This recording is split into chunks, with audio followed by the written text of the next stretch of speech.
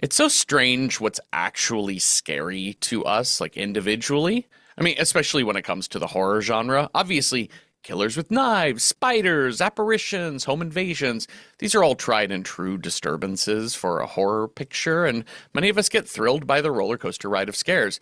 I, personally, am still very squeamish about spiders. Like just looking at a picture of one. And I used to be horrified by air travel, even depictions of it, but that's decreased greatly over the years. A gory death still makes me turn my head, and dark hallway tension really stiffens my spine. But I have to say that I am still terrified of cringe. Not the Gen Z cringe of dad humor or corny sentiment, the millennial cringe of Nathan For You or Borat. Awkward conversations and situations where the camera lingers on the silence, where secrets are just on the verge of getting out. As a kid in the 80s, I've said this before, I was appalled by the sitcom Three's Company because it is a true classical farce, a cringe, humor-fueled farce about misunderstandings and misconnections. 8-year-old me just wanted everyone to come clean about what was really going on. If we just communicated, it would all be fine. That, to me, is the most horror, even if it's not really canonically horror. But doing this podcast for nearly 5 years, I've come to love horror movies and shows. I get the genre now. I love the thrill, the scares, even the cringy tensions. But I'm starting to wonder where the boundaries are of this genre, of any genre, really, if we're being honest. I mean, Romeo and Juliet is a rom-com until Mercutio dies. And so is Audition until we see someone move inside of that sack. The TV show Black Mirror is certainly horror in my mind, and the TV show Black Mirror is certainly horror in my mind, and at least one of the 3 episodes we watched for this episode is squarely in the horror genre. But all 3 of these episodes, and every episode of Black Mirror that I've seen to date, which are maybe less than a dozen, they're unnerving, they're tense, they're scary, even if they don't have creepy crawlies, loud screams, blood and guts, or even a single threat of death. The least horror of our 3 episodes we watched was Shut Up and Dance, but I found it the most upsetting, the most cringe-inducing. I was in the fetal position on my couch no less than 3 times in this 50-minute episode. It was almost as upsetting as Three's Company. Hi, Cecil. Hi, Jeffrey. What's your favorite 80s sitcom? I don't remember if I've asked this before. Favorite 80s sitcom?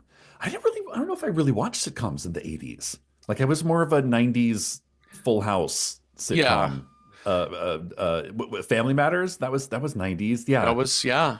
I don't, my parents, because in the 80s I was young enough that the remote control was controlled squarely by my parents.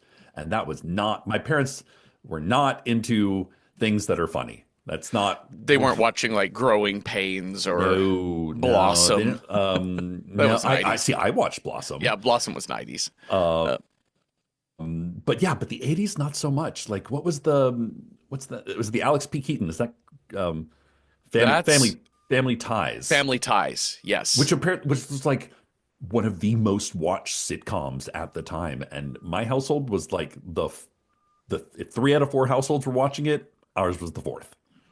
You're like, Falcon Crest is the funniest show I have seen. Yeah, yeah, TV, like evening TV was like not really a thing. It was like PBS, Nova. My dad really loved Nova. Oh, man. And then the TV was squarely like the kids got Saturday morning cartoons, and then, it transitioned into adult afternoon with like This Old House and The Frugal Gourmet. And that was kind of the most TV. Like my parents actually curtailed the amount of TV I could watch growing up. Okay. Like like my parents freaked out. They were like, "You all are watching too much TV. You get 1 hour of TV a day, and you have to like let us know in advance what you want to watch." Wow.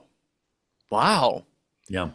I've actually met a lot of people in my adulthood that had that kind of a similar sort of situation where there was like a limitation on TV growing up in the 80s and 90s. And I never really had that. I definitely was a true latchkey kid. We Oh, lived sure. not far from my school, so I walked to and from school on my own every day and got home in the afternoon and watched just the worst afternoon television of Geraldo Rivera and Oh yeah. just junk. We didn't have cable either, so it was like whatever was network. Same. That was the same for us. It was really like you just had like the big three, Yeah. plus PBS. I We mean, would do I did oh, watch a lot of like after school TV, which was like the original Adam West Batman, the mhm. Monkees. Oh yes. There was a time when Saved by the Bell was on like six times a day if you caught it correctly. Yeah. Oh man, the monkeys. Animaniacs. Yeah, Animaniacs. That was great. Man, I loved the monkeys. Like it was a show that I didn't really actually like the show when I watched it, but man, I had to tune because the theme song was great. I just love the intro. Yeah, So much fun. Speaking of fun, it's fun times. What's we what's the worst that could happen with these AIs and these bots and these yeah, phones that we're doing? What's the worst that could happen? everything's fine. Everything's going great. Black Mirror is a show I hadn't watched in quite a bit, but we got to this by we rolled 3 episodes, Yeah. So we get and to cherry pick three yes, episodes from a TV show. so we took a couple suggestions from our letterboxed, but also we just got online and looked up Just some Google like what are the scariest Black yeah Mirror most horror episodes? episodes, and we got Yeah. season three. I like the Oh, spread. I like the spread that we got. I mean, they're based mostly in season three and one in season four, hmm, which I think is pretty indicative of like when a TV show kind of hits its stride, I would yeah, say. agreed. And these are all very different types of horror that we can talk about. But we're going to go season 3, episode 2, Playtest, season 3, episode 3, Shut Up and Dance, and season 4, episode 5, Metalhead. Sure. All very, very different sorts of things. And yeah, let's get into this. So let's start with Playtest, Cecil. So this is essentially about a young American man, Cooper, and we The see most American. he's the most American. Like he Like, is Labrador Retriever American. yeah. Like and it's really funny, like when you get as speaking as an American who, studied abroad and like did some travel and blah blah blah. Like when you start to like look back, you're like, oh, Americans really do you can point us out when we are traveling abroad Hmm. because chances are we are screaming at each other at the tops of our lungs, thinking we're having a completely normal conversation. And the rest of the world is literally staring daggers at us. Yeah. So Cooper, we see him kind of like sneaking out of the house with I his know. backpack and everything, Weird. and he grabs his passport. And on the way down the stairs, you can see the family photos, and Yeah. it tells you this is the family Dad, home. mom, and yeah, he lives with his folks. He's like a 24-year-old. I kind of Yeah. get that sense. Yeah. Recently out of college, Maybe aimless, maybe a little older. Yeah, yeah, 20s. 20s. And he's immediately on a flight, and he is going to go. We're going to get a whole montage of like Australia and Thailand and Yeah. Italy and France and Dubai. yeah, just every place.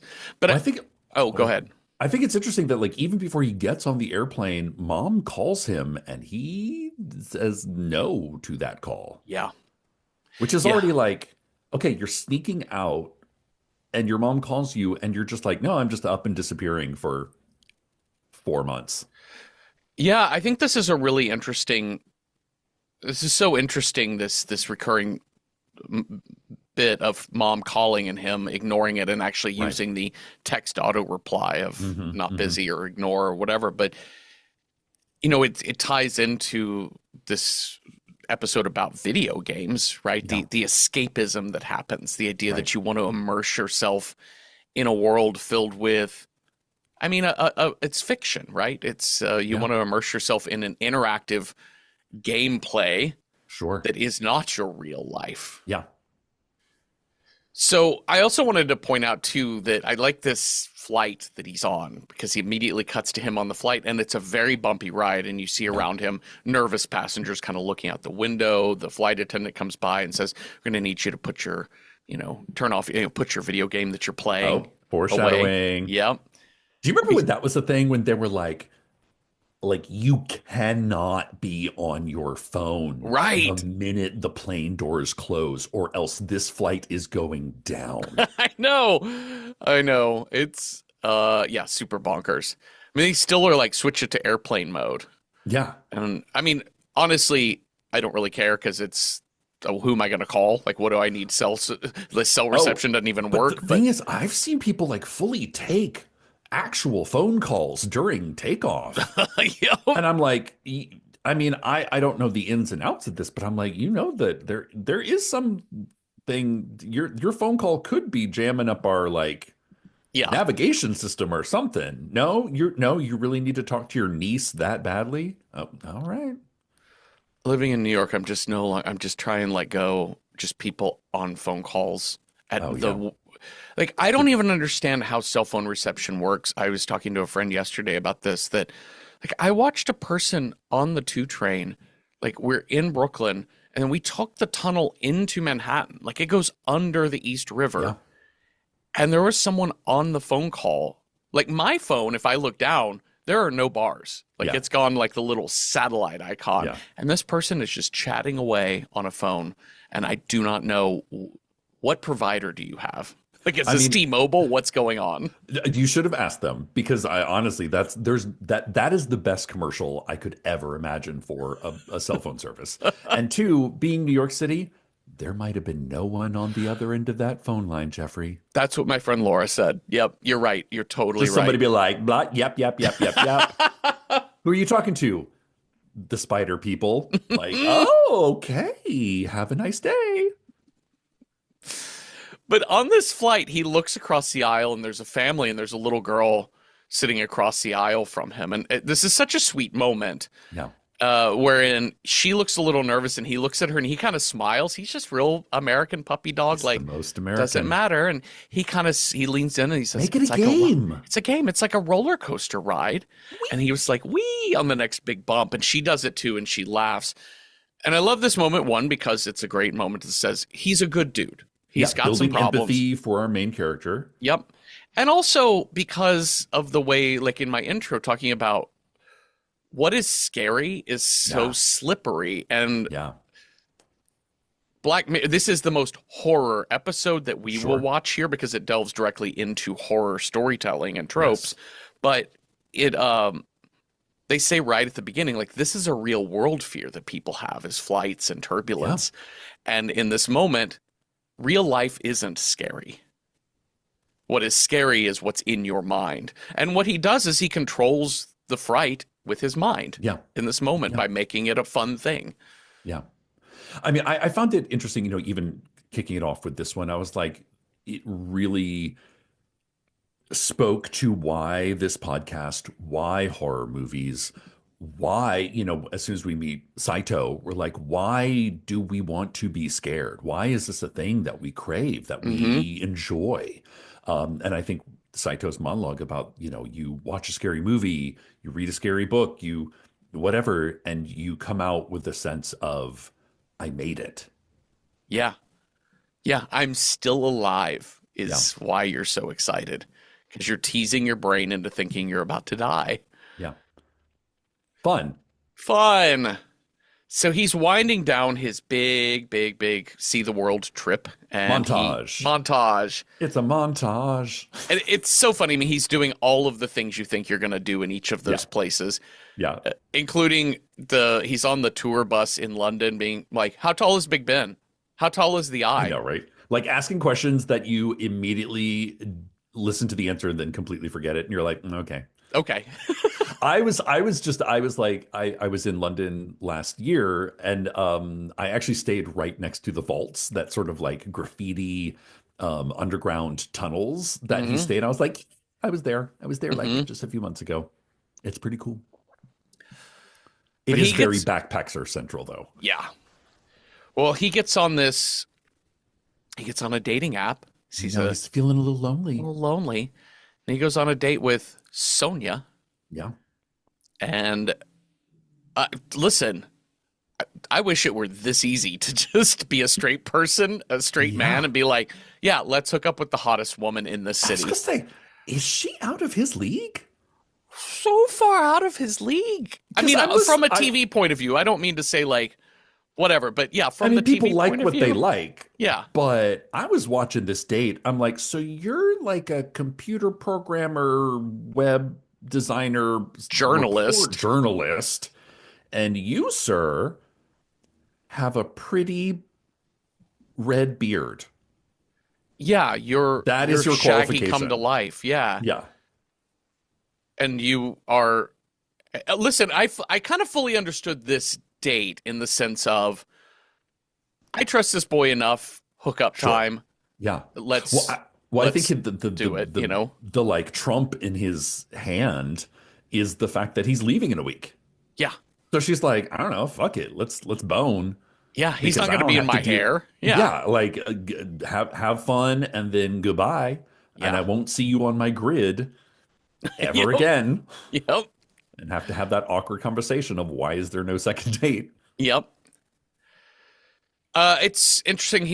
She's like, "Oh, so tell me about your trip, whatever else." And he is telling her about all the stuff he did. He ran with the bulls in Pamplona, et cetera, et cetera. And she's like, "Oh, you're like finding yourself." He's like, Yeah, kind of. I mean, I mostly just trying to get away from family situation, but that's not here yeah, or there. He learns at her house because he spends the night, and the next morning he's looking through her like bookshelves, which she's got a ton of video games I and know. books on games and computers. This is where he learns more about her job.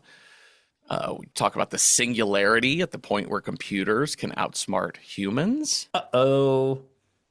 Keeps ignoring calls from mom, and she's like, Yeah, "You should call your mom." yeah. And he said he Like tells, face your like whatever you think is the worst thing, face your fear and just do it. Like, don't you think she's calling you a billion times because you're ignoring her? yes, Unfortunately, there is a piece of information that is left out of this equation. This is why I fucking love short films, short stories, hmm short narrative, is because they're usually jam-packed with a lot of details that seem innocuous until hmm you take a step back and see the big picture. yeah. He has a really hard time talking to his mom, and we learn in this moment that his dad died of Alzheimer's, like Yeah. early onset Alzheimer's. His dad was his best friend, and now then he was caretaking his dad with his mom.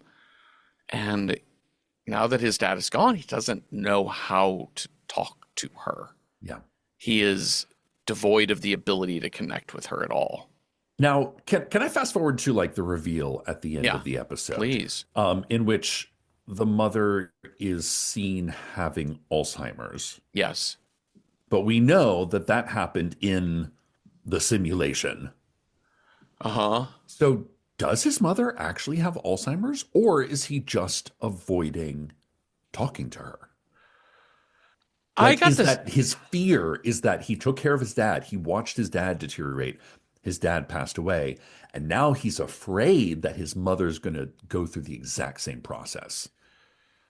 I got the sense that it was less that she has Alzheimer's and more that he is just afraid of he's never really connected with her and Yeah, now he's just left with her and they've been through a really traumatic time together in dealing with yeah, a, a father, a husband dying, and he's scared to confront that. He's scared to confront real life because he's full of pain yeah. and fear.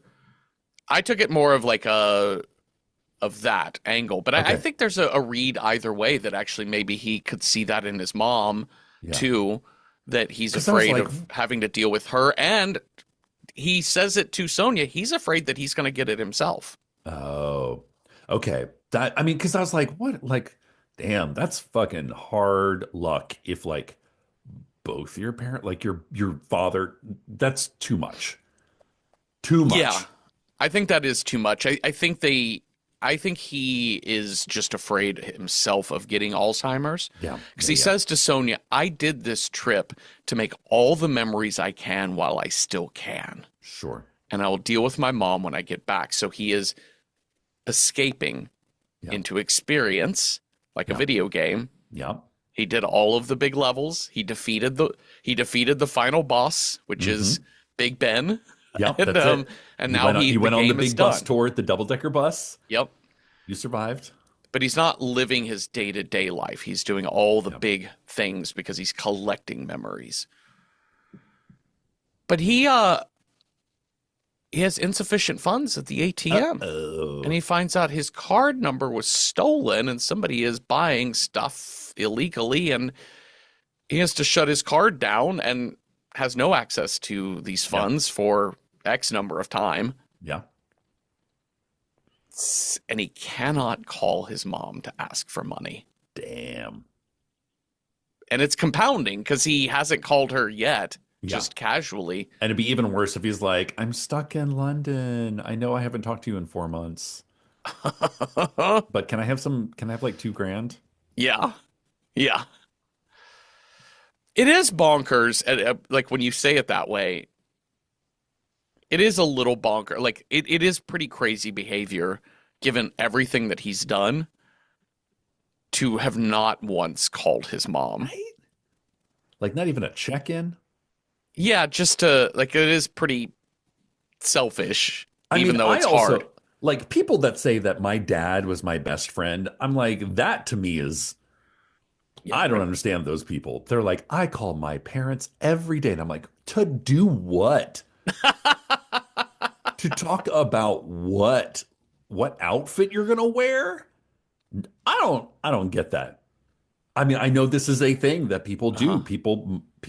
People say that my dad is my best friend. I don't get it. Yeah, I don't either. Listen, I think it's great to talk to your parents as much as you can, just to, because you'll never hit the end of your life and say, I wish I'd Yeah, spent less time with people who absolutely. loved me. Make memories. Make Have memories have a healthy relationship. But I think as I and alluded check to, in, make sure yeah, they're healthy, make sure you're healthy. in talking about TV time in the Baldwin household, this was not a friend-friend dynamic. No, no, no. Like not the I'm not a mom, I'm a cool mom. No, no, that was not Ah, how shit was in my family. Was yeah. not it. And also for a young man to say my dad was my best friend and I do not know how to talk to my mom. I know. Red flag ladies. I know. That's a weird family dynamic. Uh-huh. Anyway, so he goes back to Sonia. Yeah. I She love seems her. She's such a great, like she's such an open character. She's very yeah, giving. She's very yeah. supportive. I mean, she reads very real Yes. because like you feel like Cooper's like kind of like maybe it's just the portrayal. I think it's an acting choice, and I think it's a very good acting choice by Hmm. Wyatt Russell to be the most Labrador retriever he Yeah. possibly can because we need someone who's willing to say yes to anything. Because when we get into the fucking terms and conditions of what he's about to do, you need Right. someone who's more willing to be like, I don't know, shoot me up with heroin. Let's have it. Let's have at it. What do you need? Chop off my Yeah. hand? Here you go. What did I need that for? But Sonia's like a bit of a sphinx. She's cool. Hmm. And cool can read as premeditated, as entrapment. Uh-huh. It could also read as giving, open, a Yeah. bit of a blank slate she is, which is so fucking perfect. And the actress here does a great job of being like, read what you will onto this character. Yep.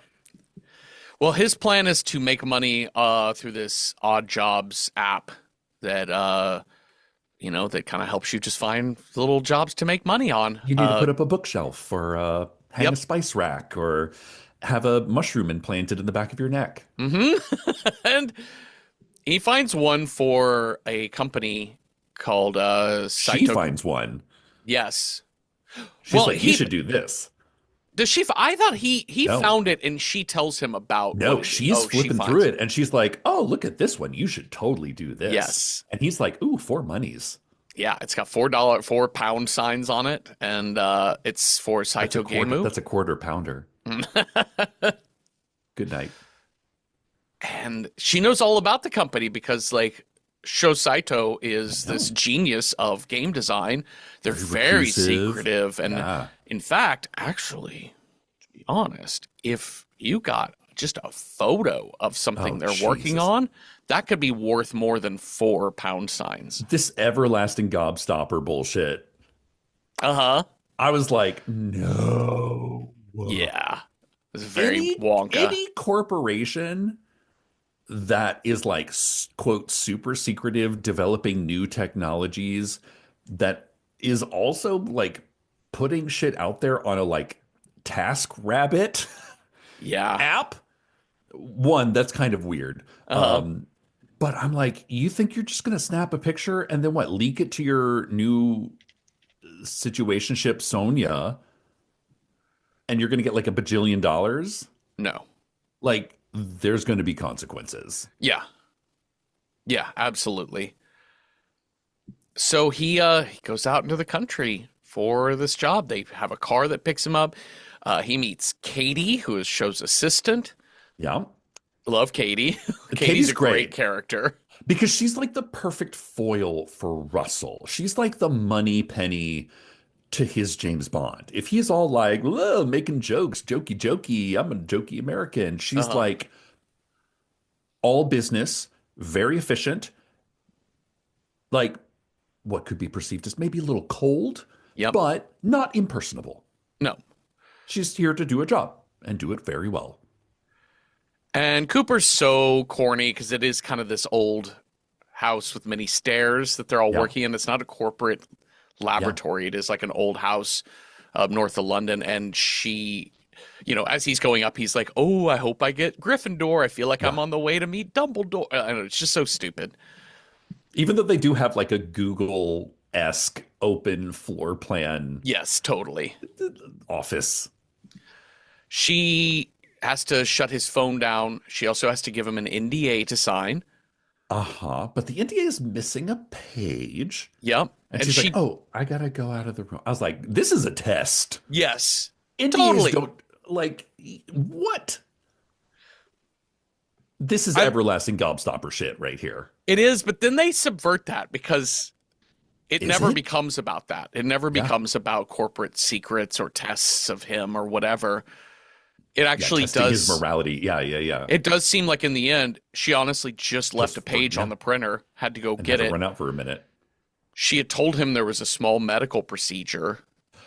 She Okay. was like, "Oh, it's no bigger than having your ears pierced. It's a little What? what it." And he takes a photo of inside the briefcase she has Yes. of the medical stuff and the devices, texts it to Sonia, and all we see from her is like WTF. Yeah, And then he like sets his phone down in a hurry, but he leaves it on. yeah. I I was like, wait, there's a medical procedure involved, and you're not even going to read the fucking contract? You don't even know what they're doing to you? Mm-mm. Oh, hell no. Nope. And he gets strapped to this chair and she injects what she calls the mushroom, which just looks like a little push pin in Yeah, the very back, like the top of his spine where it connects to the yeah. skull. He's And jacked in like Neo. yeah, it is. She like seems to be uploading something to him from her laptop, and she lays down these little black like Coasters? coasters. Yeah, Yeah. like drink coasters on the With like a table. with like a barcode scanner or Uh-huh. The like QR code the QR almost, yeah. code scanner. Yeah. But yeah, she this then allows him to see the space in front of him as an actual game, and it becomes whack-a-mole. So Yeah. it starts with this very Minecraft looking gopher that then turns into a little bit more like Pixar looking gopher, and then a Yeah. much more realistic gopher. Yeah. And he plays whack-a-mole, And he is having a blast. having so much fun. And I love that he keeps talking to the gopher. And like at the I end, the know. gopher like waves a little white flag and there's little stars above his head spinning. And he's talking to the gopher. He's like, "Good game, little dude. You're so Yeah. adorable." He's like, "See you soon." And the gopher waves goodbye to him. Oh It's my so God. adorable. You're like, you okay, all right. When shit starts getting like, what is the difference between reality and simulation? you're primed and Yeah. ready to go. So he goes to meet Shao Saito, who he knows to be a really big deal in this game industry because of what Sonya said. And I love the choice to make Saito not speak much English, Yes. Yeah, yeah, yeah. but he, like Cooper, is very excited about video games. Like he Yeah. lights up when Cooper says the whack-a-mole game was fun. Yeah. Oh, fun. Yes, fun is good. Yes, we like fun. Fun, good. Fun Yeah, is fun's good. great. But there are a couple phrases late in the episode where you're like, oh, it's not that he knows English, it's that it's the phrases that he does know, he says very well. Yeah. And so when he's basically telling, at the end, when Cooper is dead on the floor after immediate aneurysm from this Yeah, yeah, thing, yeah.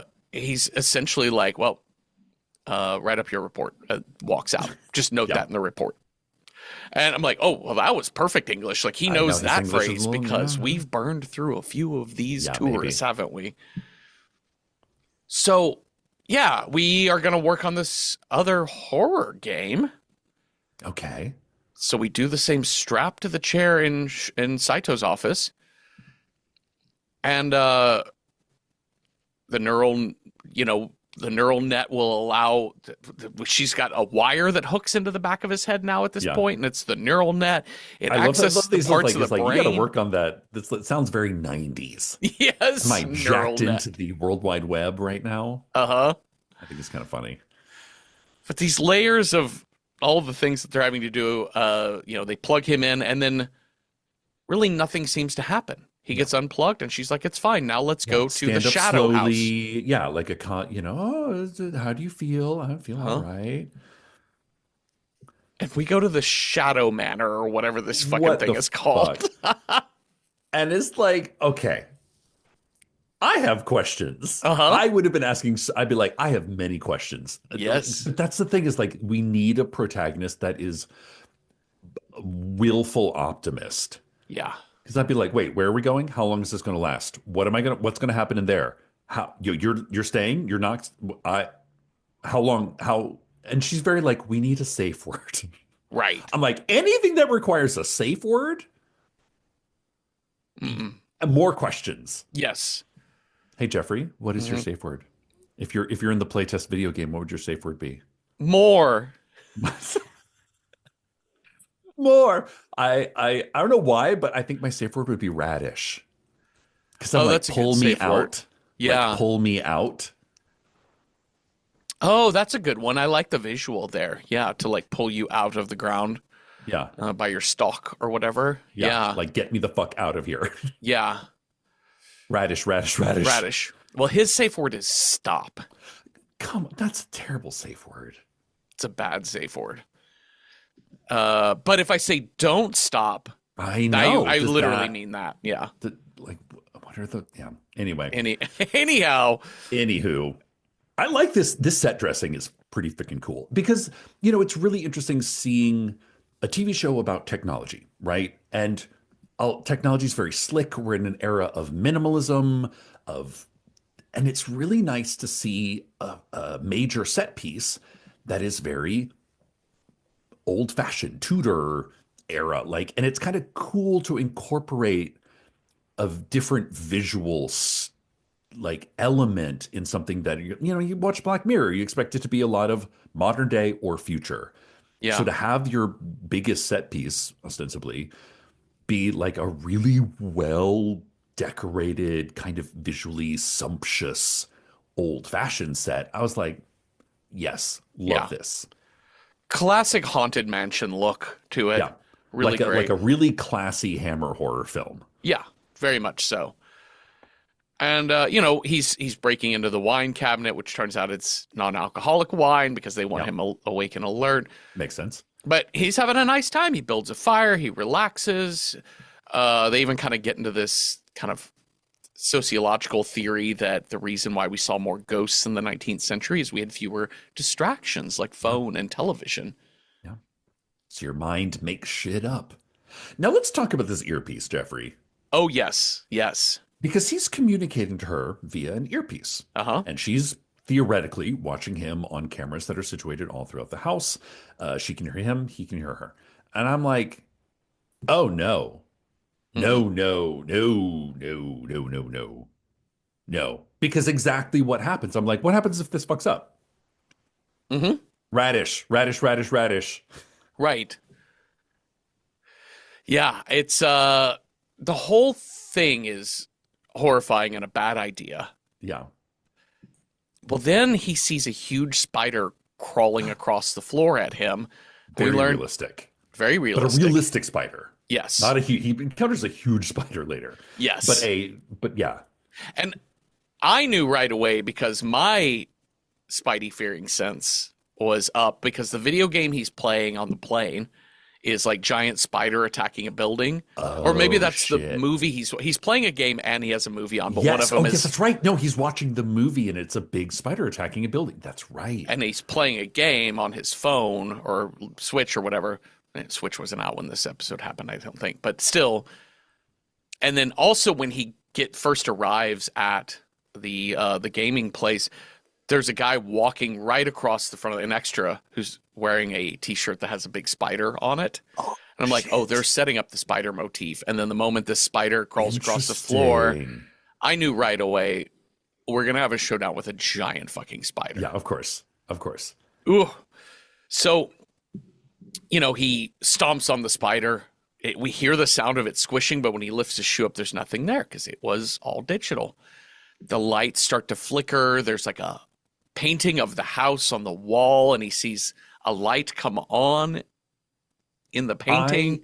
I love the because it's like things have calmed down after the spider, and I love the way that like the lamp flickers, which draws his attention to the right, which makes him see the painting. Uh-huh. And I love like instinctual gameplay like that, or like, it's like we're not like, hey, look at the painting, but it's like just enough to get you to turn your head. Yes. You're like, oh, what this painting is something's different. Yeah. And now we get like footsteps upstairs, banging, coming Uh-oh. down, and then jump scare. He turns around and there is a strange man in like 18th century looking garb I mean, he looks like staring the right children at of the him. corn, Yes. you know.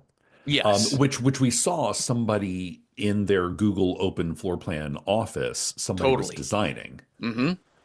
But he says this video game character has the face of his childhood bully, which Yes. we know from when he was like sort of post-coital, share moment Yep. with Sonia, that he has the scar on his shoulder Right shoulder. that is this bully, Rick Peters or whoever, Josh. Yep. Josh Peters, I don't know, like stabbed him as a child. I don't know, Yeah, attacked like him I with think a he said in like metal shop or something like yeah, that. Like which is interesting because we're gonna have a moment where he gets stabbed through that shoulder in this yeah, video game play. yeah. But he steps back into so he kind of tinkers with this Yeah, but creepy he's guy like, is oh, it's making so no move. real. Yeah. Yeah. But he can put his hand through him and it just kind of digitizes around him. And so he's just like, well, see you, Joshy. And he like Yeah. walks through him and back into the kitchen. And there's more fucking He's like, I'm sounds. kind of hungry. Oh, that's I'm gonna right. go in. I think I'm gonna go in. And she's like, there's snacks in the cupboard. And he's like, this is so, I love this because there's that shot in every horror film Uh-huh. that sets up what I call it the medicine cabinet jump scare. Like it's a perfectly framed shot where you're like, there's gonna be something in the mirror behind me.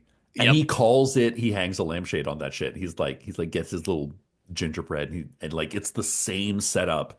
The camera pans in. He's like, there's gonna be a scary thing as soon as I close this, Uh-huh.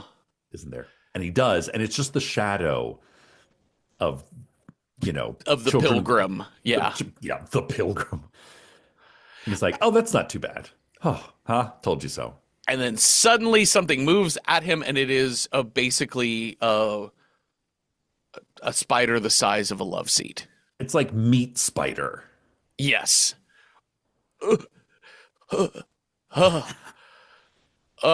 And but the spider has this instead of a spider face, which to me is what gets me about the spider. It's the face of the spider that Yeah. makes me crazy. Yeah. Just thinking about it disturbs me.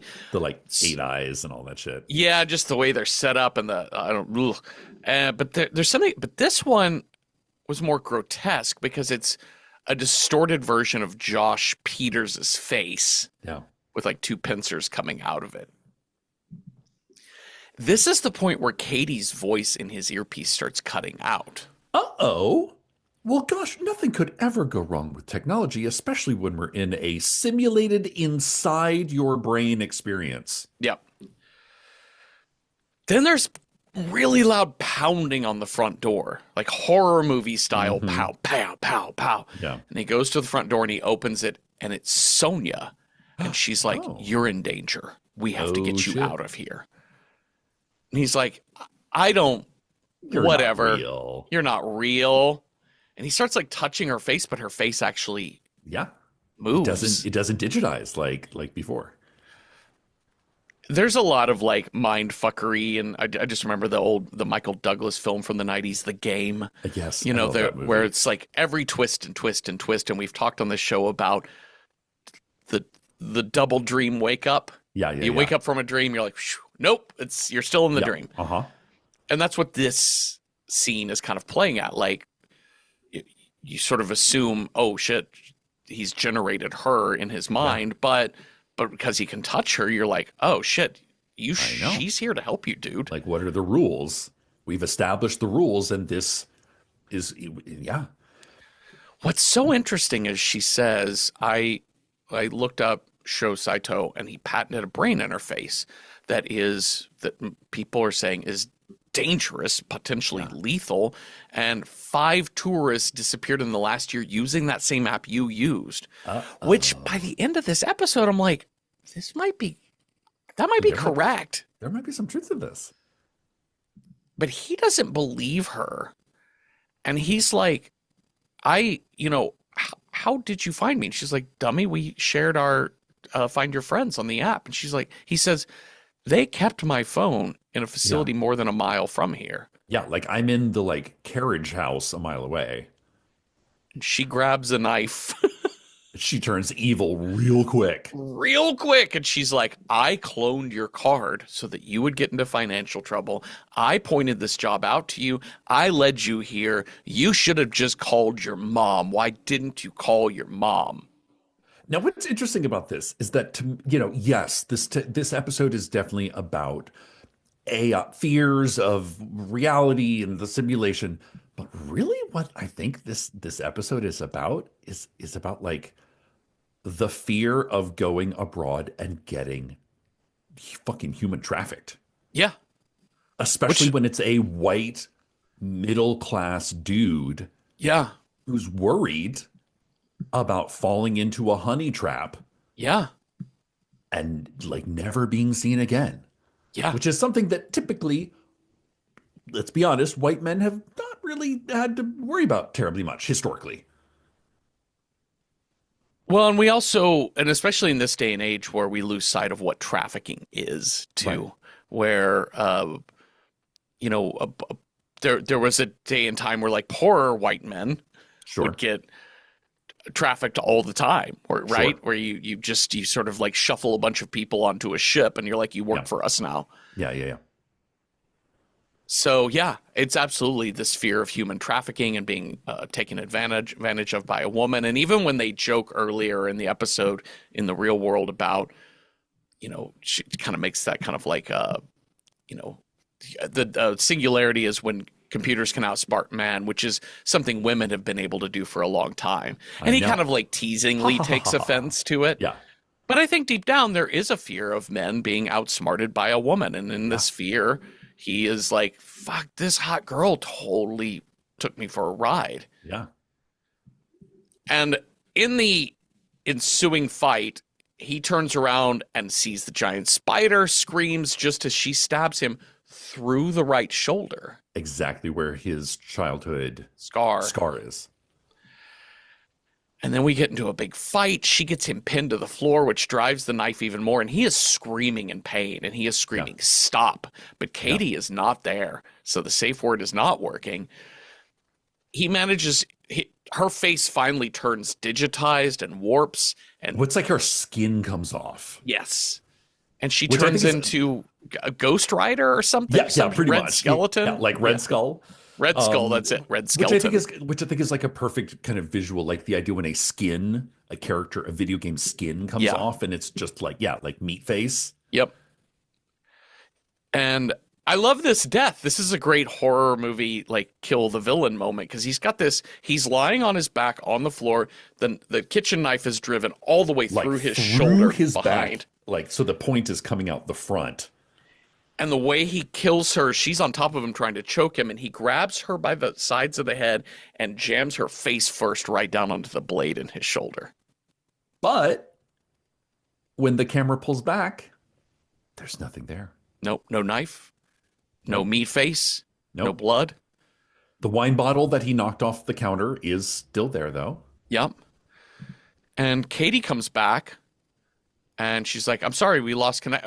We've been trying to talk to you and you haven't been responding. He's like, you haven't been responding. I know.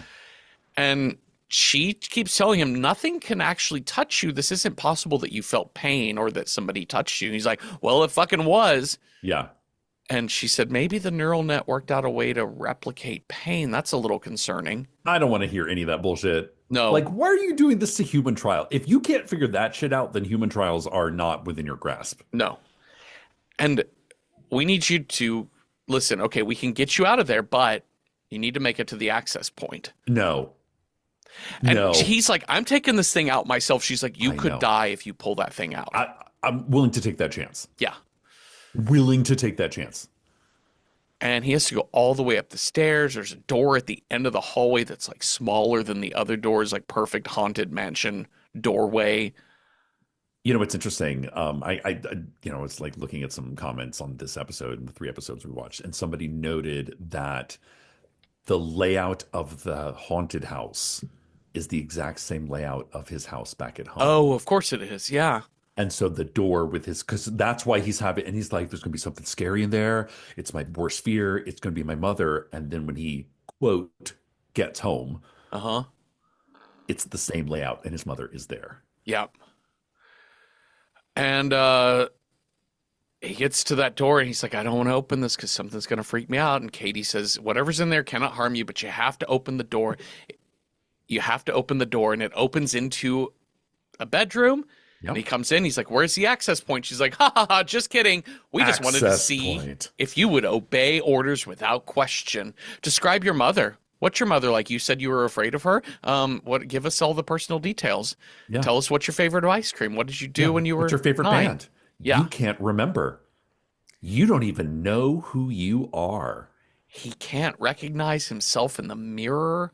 And Katie's like, you'll be just like your dad. And the voice is echoing over itself. And he takes out the earpiece It's and he can still hear. there.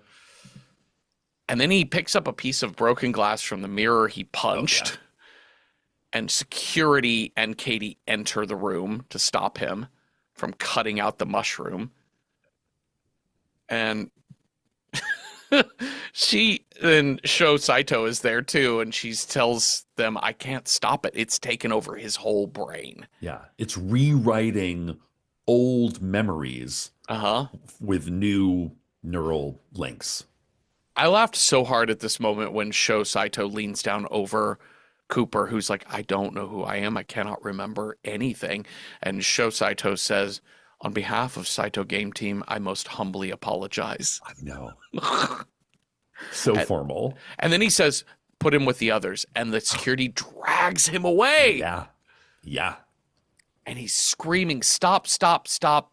And then suddenly we're back in the office.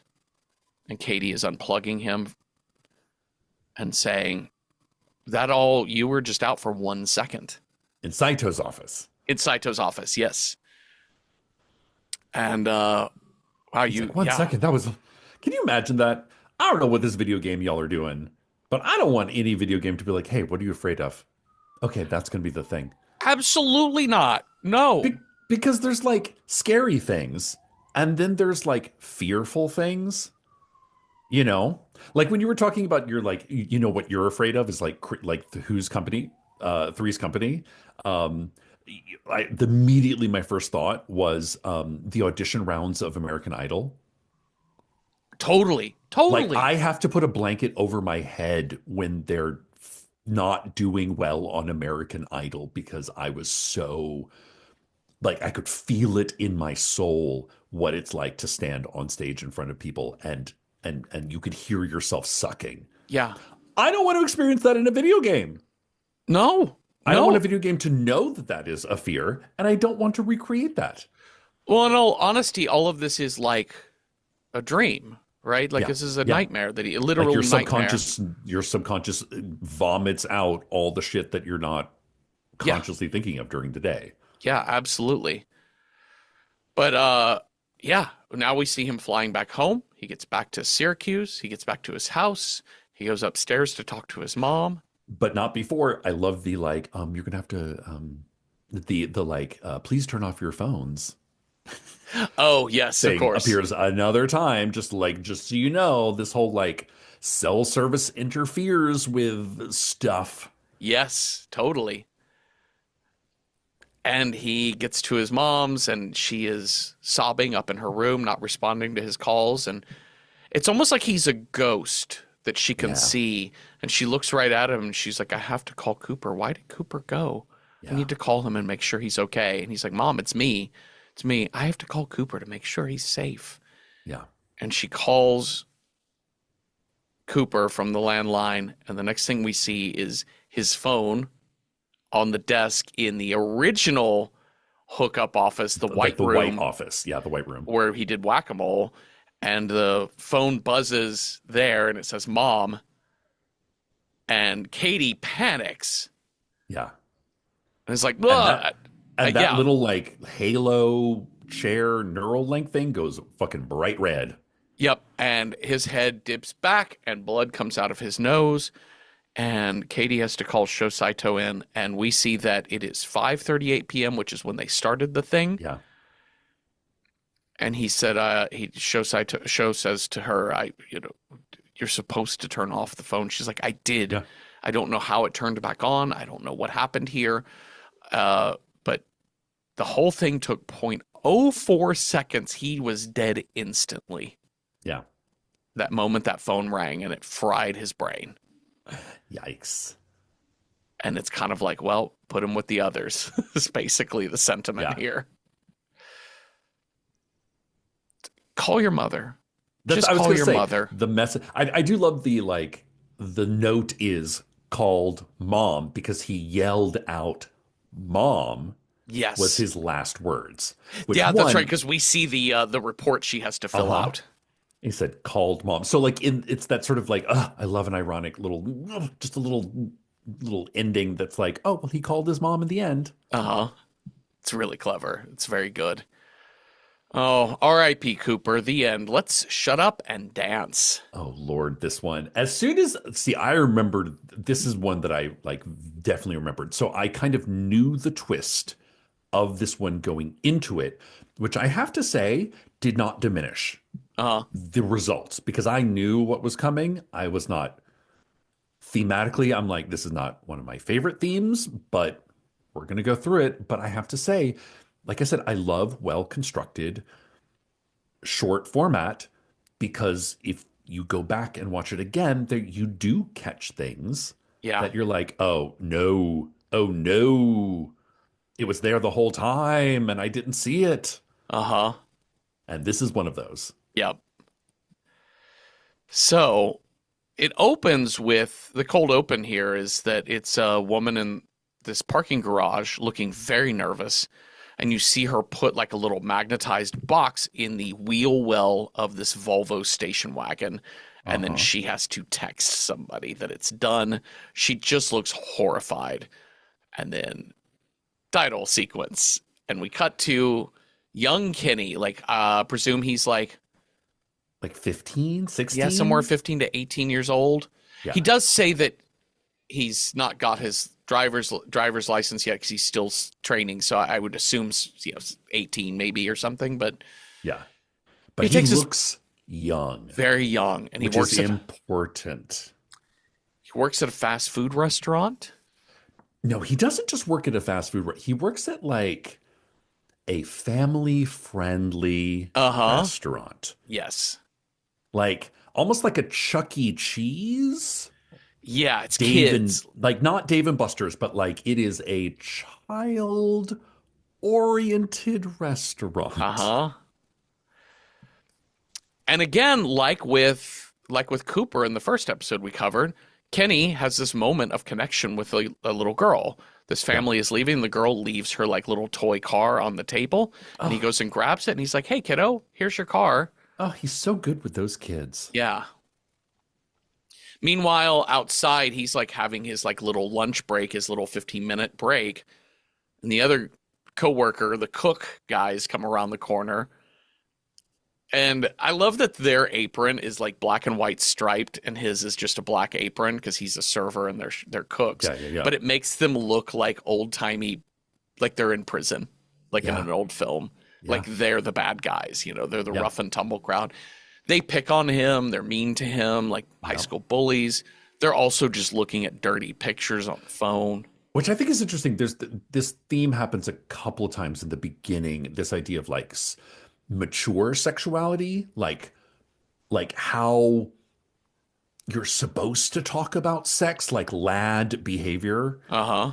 Like when he's watching the videos on TV of like very sexual, but like mature sexual, Mm-hmm. hypersexual. It's kind of around. And approved He's sexual. Like yes, that's music it. videos are approved That's sexual, exactly even though it. they just don't show nipples or penetration. Yeah. Anyways. So he back at home, his little sister Linz is using his laptop, and she is downloading this like malware to try and Oh my illegally God. stream videos. Yeah, she's like, I don't know, I just like I'm just doing a bit And torrent. your dumb laptop like froze up, and I was like, "Oh no." No. Did you want to hear the funniest thing? Uh-huh. So my laptop literally froze the day I watched this, like Oh in the shit. middle, in the like a website that I've used 100 times, just froze for no reason. I was like, well, hard shut down. And then I watched this, I'm like, oh no, Yeah. I'm living in the Black Mirror. Man, and he downloads a malware removal app, which is probably what got him in the situation. Because That's I exactly have it. definitely been guy who tries to download some illegal freeware. McAfee Yeah, not even McAfee, but like some Light. other shitware that you're Yeah. like, I'm trying to stream NFL games because I don't have a Sunday ticket, and I just wanted to watch the fucking Cowboys versus Cardinals. And then And you then get all on the- these janky websites with a bunch of buttons, and you can't figure out, and they all say click to play, Uh-huh. but only one of them will actually play the video. The others will try and download a bunch of shit, and that's what's Oh happened my here. God. And what is the name of it? It's like Shrive? Yeah, something like that. Which somebody again, and sort of looking for deeper meanings in these. I think it's Shrive. Like the definition of Shrive is to like release someone from guilt. Oh, interesting. Interesting. Is like let's see, to hear the confession of or assign penance and absolve someone. Wow, So just keep that in mind. that's pretty good. So at he's got mom's going out on a date and leaves him Mom. She's alone. like, and you can tell that they have a very close. She's like, oh, dude, my new hair color doesn't seem like she's going on a date. So there's no dad around. Yeah. There's And, a lasagna thing in the freezer. Bye bye. Just need you to basically essentially just prison guard your sister. Uh-huh. Yeah, the sister seems like a wild child. Yes. And he's just hanging out in the living room. His sister's just doing her own fucking thing, and music videos are playing on the TV, but it's all like sexy, sexy women bopping It's like around and singing and 80s dancing. Bud Light commercial level of sexy. Yes, absolutely. Absolutely. And so he kind of like, it's like, well, now I'm kind of horned up a little bit. So I'm Yeah. going to go sneak upstairs and I'm going to just maybe watch some real sexy things on my computer. And I love it how it's the like he like box of tissues. Uh-huh. And he like stands up to unbuckle his pant. I'm like, ugh, Yeah. okay. And I think this is really interesting because we never see what he's looking at. We just see the sort of, and this is like I think really interesting. It just sort of the screen color that lights up his face Yeah. changes, so you never see what he's looking at, which is the kind of the crux, the information that is withheld that makes this episode, the engine go for Yes. this episode. Because throughout, especially when we get to like Hector, he's like, "Wait, you caught you jerking off?"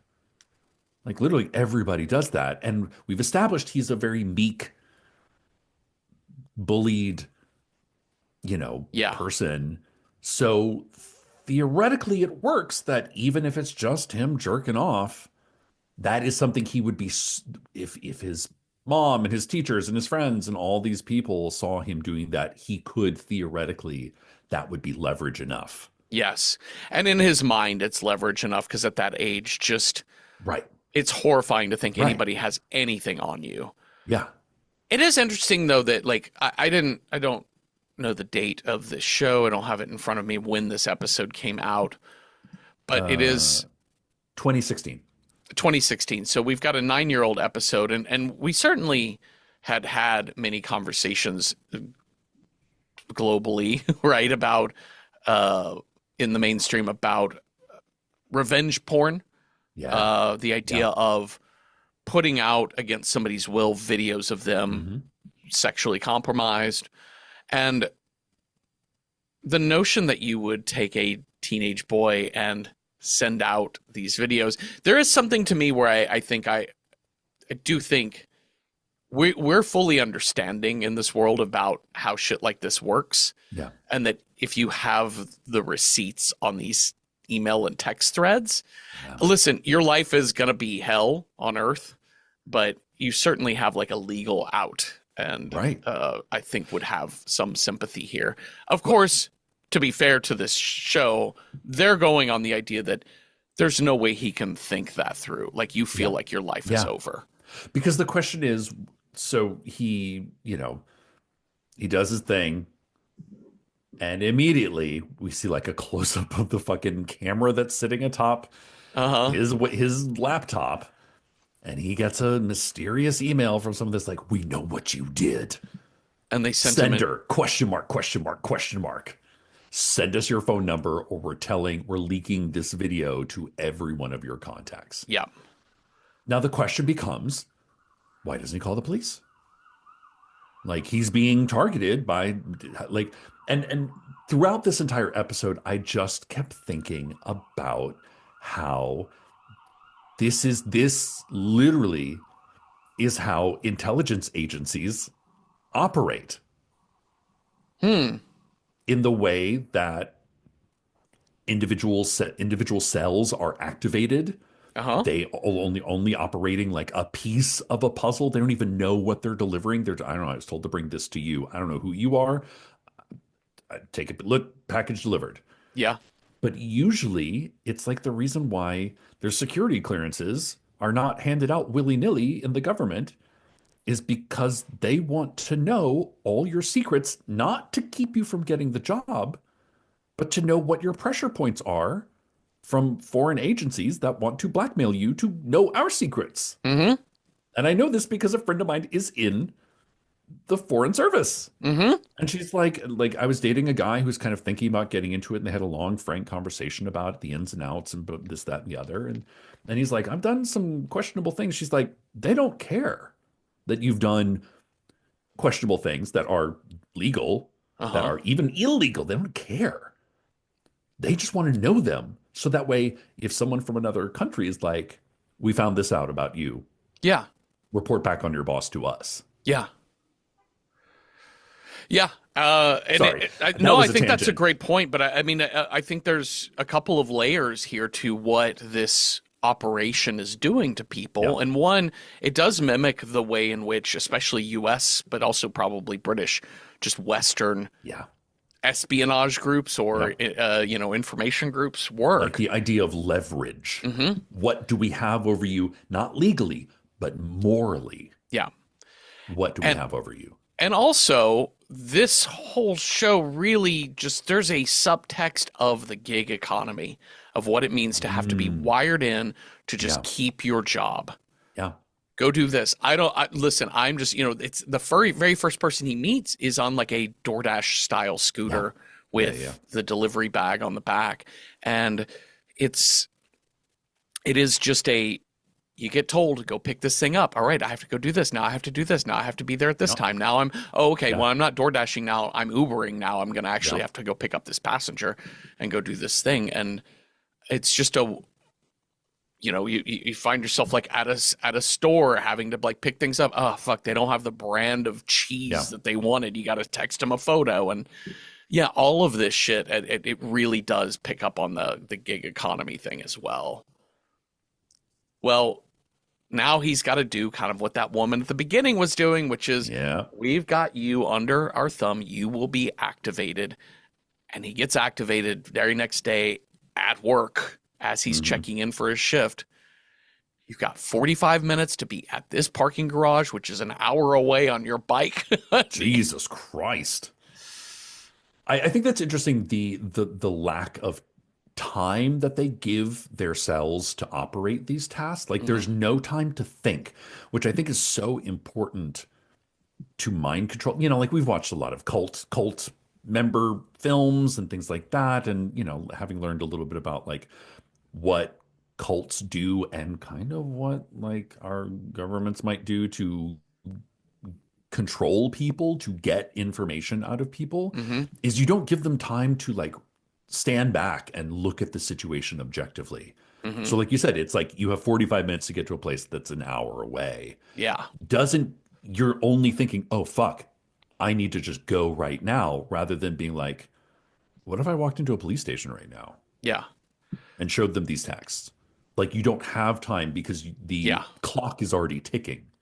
And I would say this kind of what we know about how police work in the digital age, which is you're really not safe. Like the police won't help you in matters of I mean, they would cyber like, stalking. yeah, yeah, Really honestly, what helps you is you do need like legal protection, and I think journalistic protection. You need some yeah, way to get the story out yeah, about what happens to people because the police have never been armed to deal with this sort of yeah, thing.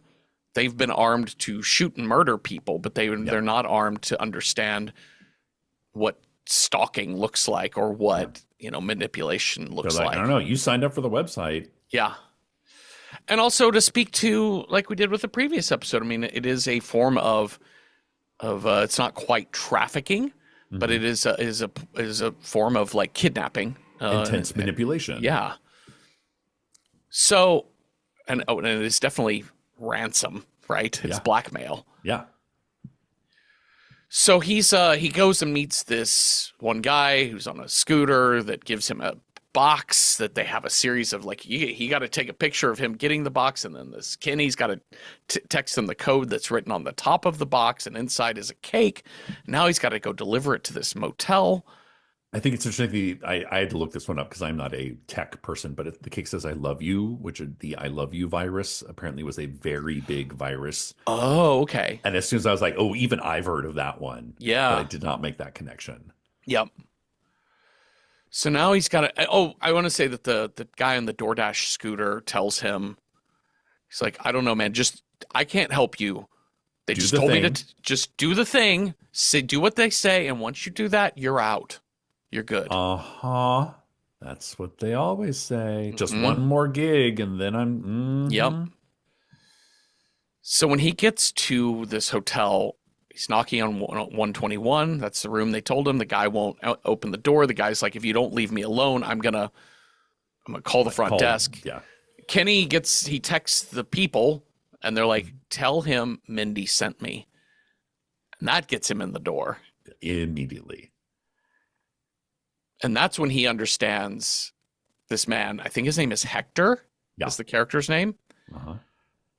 That's when I think Hector starts to understand, oh shit, we're both one of their tools. Yeah. Well, I think Hector, yeah, like Hector didn't download the malware, or maybe he did, and that's how they have whatever they send to him, but he's not been, quote, activated yet. No. And I think this is where like subtle set dressing is really interesting here, because he's got like this purple bag that looks very kind of lingerie store Yep. on the bed. There's even like something in a, like, looks like a sex toy in a box. Uh-huh. Like, he's very businessman. Yeah. Like, it's pretty clear what he's here to do. And the idea that the name is Mindy, which is a very feminine name. Mm-hmm. And when he goes into this whole like, well, I just maybe just hired this prostitute one time. But what we actually see in the episode is very different. Yeah. Yeah, and also Mindy reads very young Yeah. as a name. Well, Because he's not there to meet Susan. No, exactly. Lorraine. No, he's not there to meet Lorraine. He's not there to meet Jessica or whatever. Like, he's there to meet Mindy. Well, It's like so Chrissy. later, It sounds young. yeah. So later, when they're both leaving together, there's a momentary shot of a young boy looking at his phone in the front lobby, Yes. who kind of momentarily makes eye contact as the two of them leave. Yeah. So Mindy is the image you would associate with Mindy is evocative, but not quite the reality of what was going on there. Right. I didn't piece that together. I feel kind of so what we're saying here is that boy is, quote, Mindy. Yeah. That is who That's is what I coming. think. That's who Hector hired. Yep. And he's rationalizing later. I'm a married man. You get bored. You want spice. Yeah, listen, I went to a prostitute. She, this, that, the other. I just did it once, which is all pretty normal rationalizing. And Yeah. but the layer below that layer is something darker and dirtier. Yeah. Oh, that's really interesting. I just sort of pieced it together that here's another boy that they have kind of caught in their web of something. That could be it as well. But like, why is that? And especially like seeing Hector, this, middle-aged man, leave with a very young looking late teenager, whatever, however the fuck called teenager, Yeah. is like, it looks to me like, oh, he's found another hooker. I see. He's found I another see. like kid to do his thing. Interesting. So now they're having to do tasks together.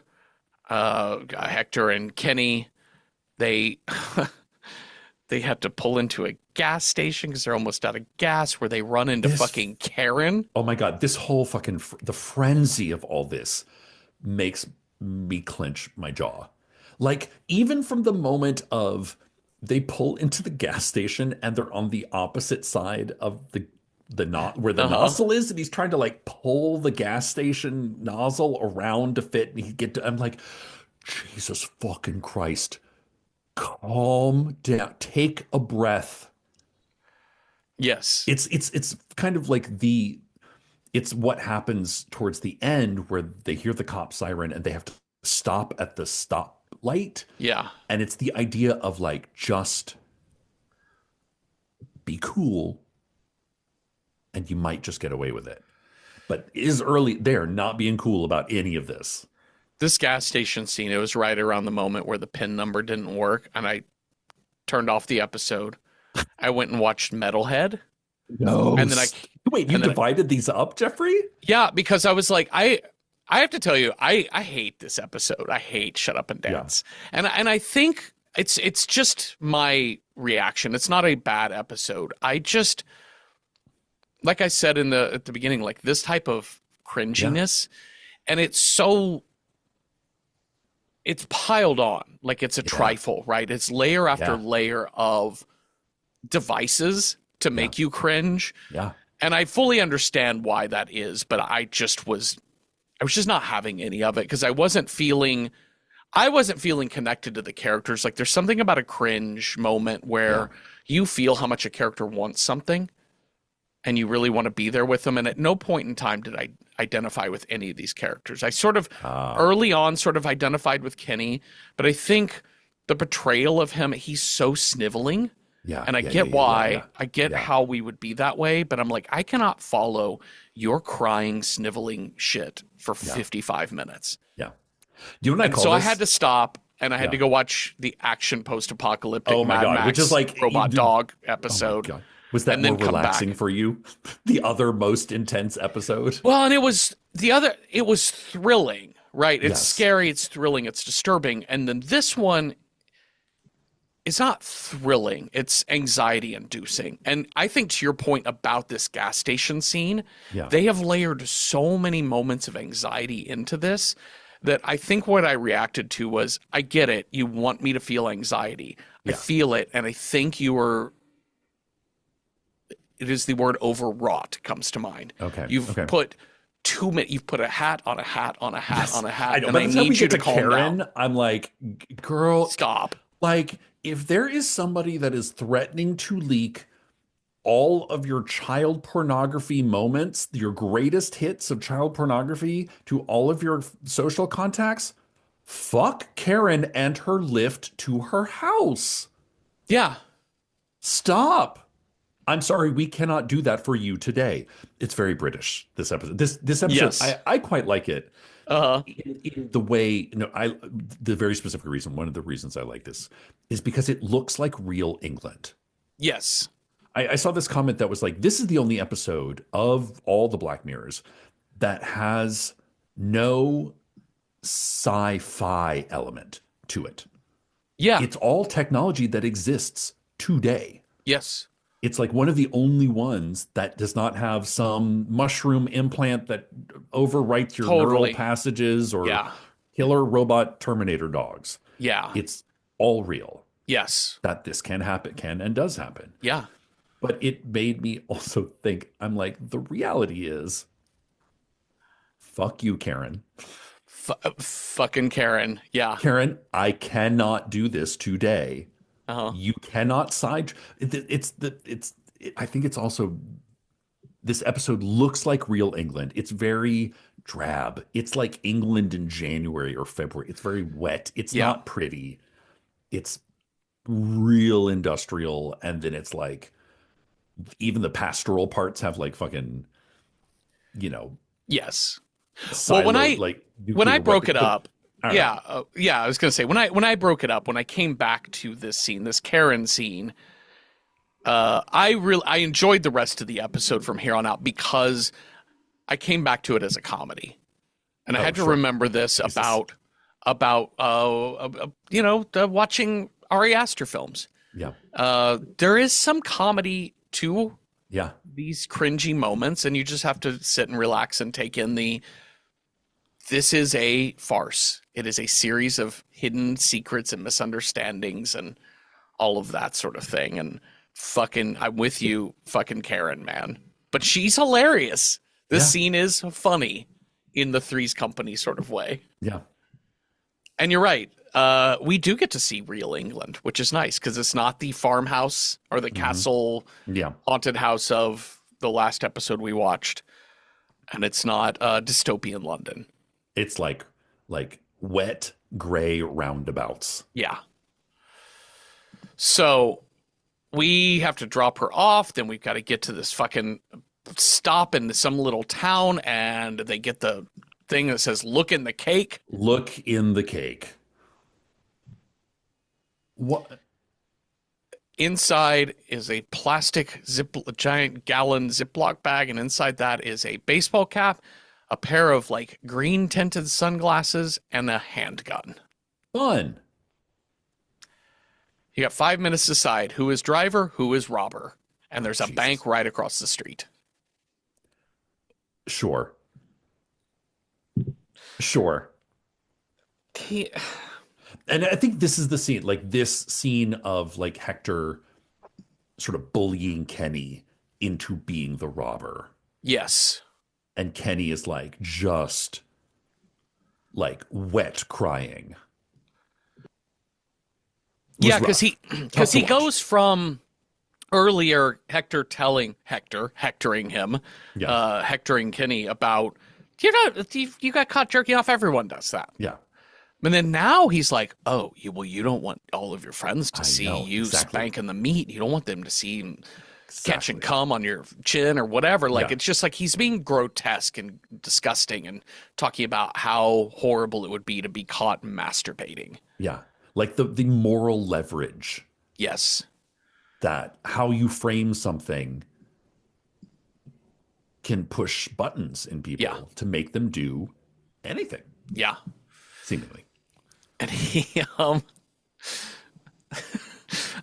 this scene is so stupid. I mean, it's not stupid. It's great, but they really go hard into the awkward comedy of this episode because Like he is, worst robbery ever. yes, totally, because it's so cringy because he goes in and his hand is shaking and he I know. draws the gun and they fill up his backpack with cash And and it's like he like pisses down his leg. And it's even the way the like bank teller she's like, I'm going to do this. Do you want me to use your like she's having to like guide him through his own robbery. yes, Do you want me to use your bag? And he's yeah. like, oh, right, bag. He even struggles getting out the door. It's so Oh my awkward. God. He can't have a Yeah. grand exit. And yeah, and they're on their way. They get to one of those road construction things where it's Oh. shut one side of the road Yeah, down. yeah. Stop at the stop. They hear the sirens. They're Kenny like, is oh shit. flipping his shit. Yeah. And Kenny's like, go, get out of here. And Hector's like, I'm going the speed limit. Do you want to get arrested for speeding? Like Yeah. this maturity of like, if you're doing a crime, try to only commit that crime Yeah. rather than compounding crimes on crimes. That's how criminals get caught. Yeah. So they turns out those sirens are coming from the other direction. They make it through, and the final instructions. You, Hector, you take the car away and destroy it. You, Kenny, just you alone, both of you do these things alone. Kenny, you got to take the money to the drop point, which here's your pinned location inside this In park. the middle of this like woods on a hill. Yeah. So we follow just Kenny. He heads up the hill to the drop point, and he gets into the park, and there's a man sitting next to a box. This man is Blair Witching him. He's got his back turned. Oh my God. And this dude looks sketch to begin with. He's like sweating and shivering and drinking gin from a bottle. And he's like, wait, I need to do this thing real quick. Sets up a drone with a camera on it. Yes. Yep. They were like, he's like, yep. They told me that I had to start this thing up Yeah. to go. And it gets that like overhead drone shot of the two of them, which makes it look like security cam footage. Yeah. And that man says, you got the prize money for the fight? Oh, Jesus. What fight? Oh, you and I were supposed to fight. Winner takes the money. To the death? And the guy says, well, I don't know about you, but my life is over if it gets out. Uh-huh. What did you get busted for? And he was like, just looking at some stuff. And he's like, how young were they in the stuff you were looking at? That's the first indication Yep. of what's actually going on here. Yep. So I have a question for you then about this, because like I definitely read the implication of definitely of this man. Yeah. And there's a moment later, spoiler, Kenny is going to get that video released to people. Yeah. And everyone's going to interpret as they're going to start reading into it that Kenny was looking at underage porn. Yeah. That's basically the whole idea here is they're just setting a bunch of people up. Yeah. Some of them have, so that Kenny, it just is kind of implied that he looked at this stuff. This guy in the park definitely was looking at underage porn because he says it. And then, yeah, but they're playing at the idea that they're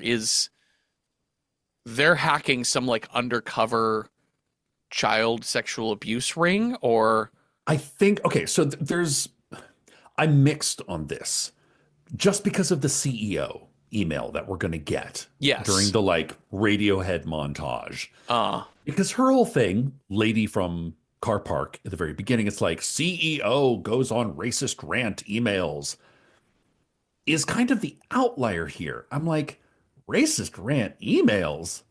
Sure, that's leverage. But like, I don't know if that is comparative. I'm not trying to moral hierarchy here. I mean, it is to her, I suppose.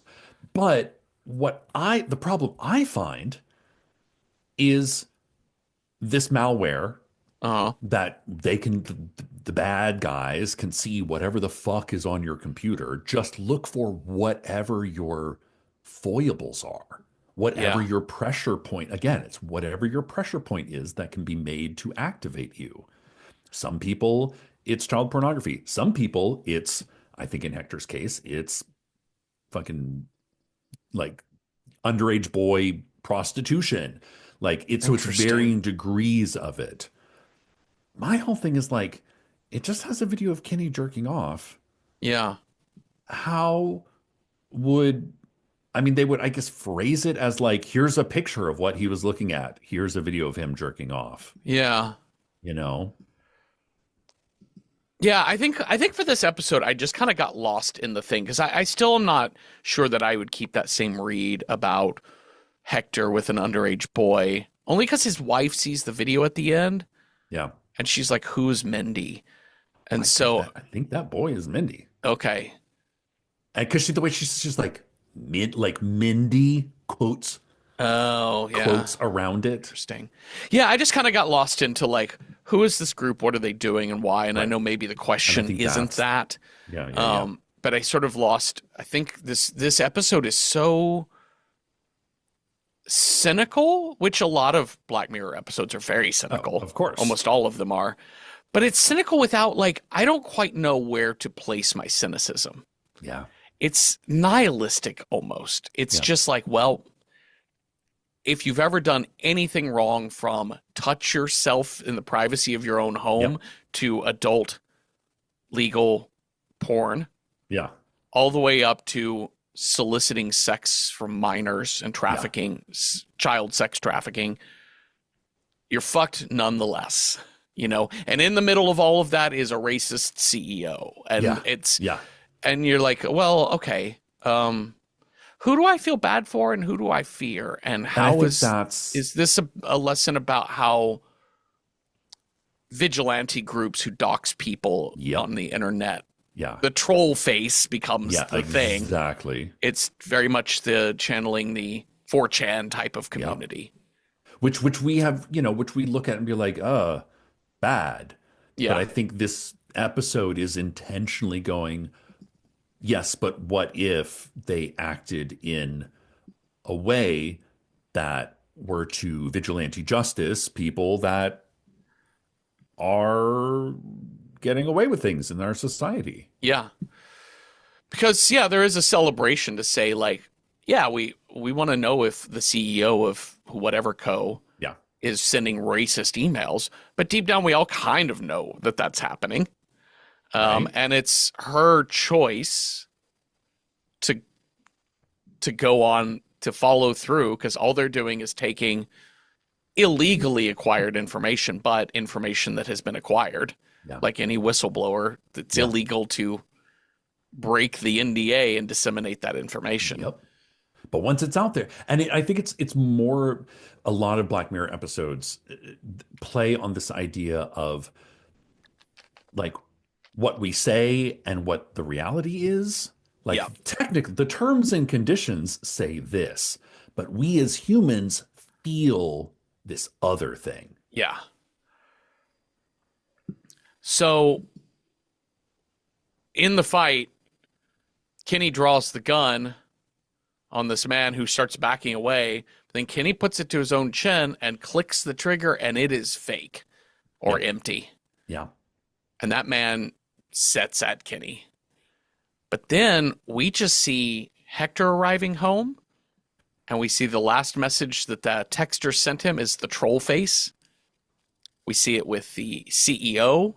Yep. We see it with, eventually we'll see it with Kenny. We'll see it with everybody. Yeah. They have trolled everyone. They've made them do a bunch of stupid shit for no reason at all. They went ahead and released the information. They were going to do it anyway. They were going to do it anyway.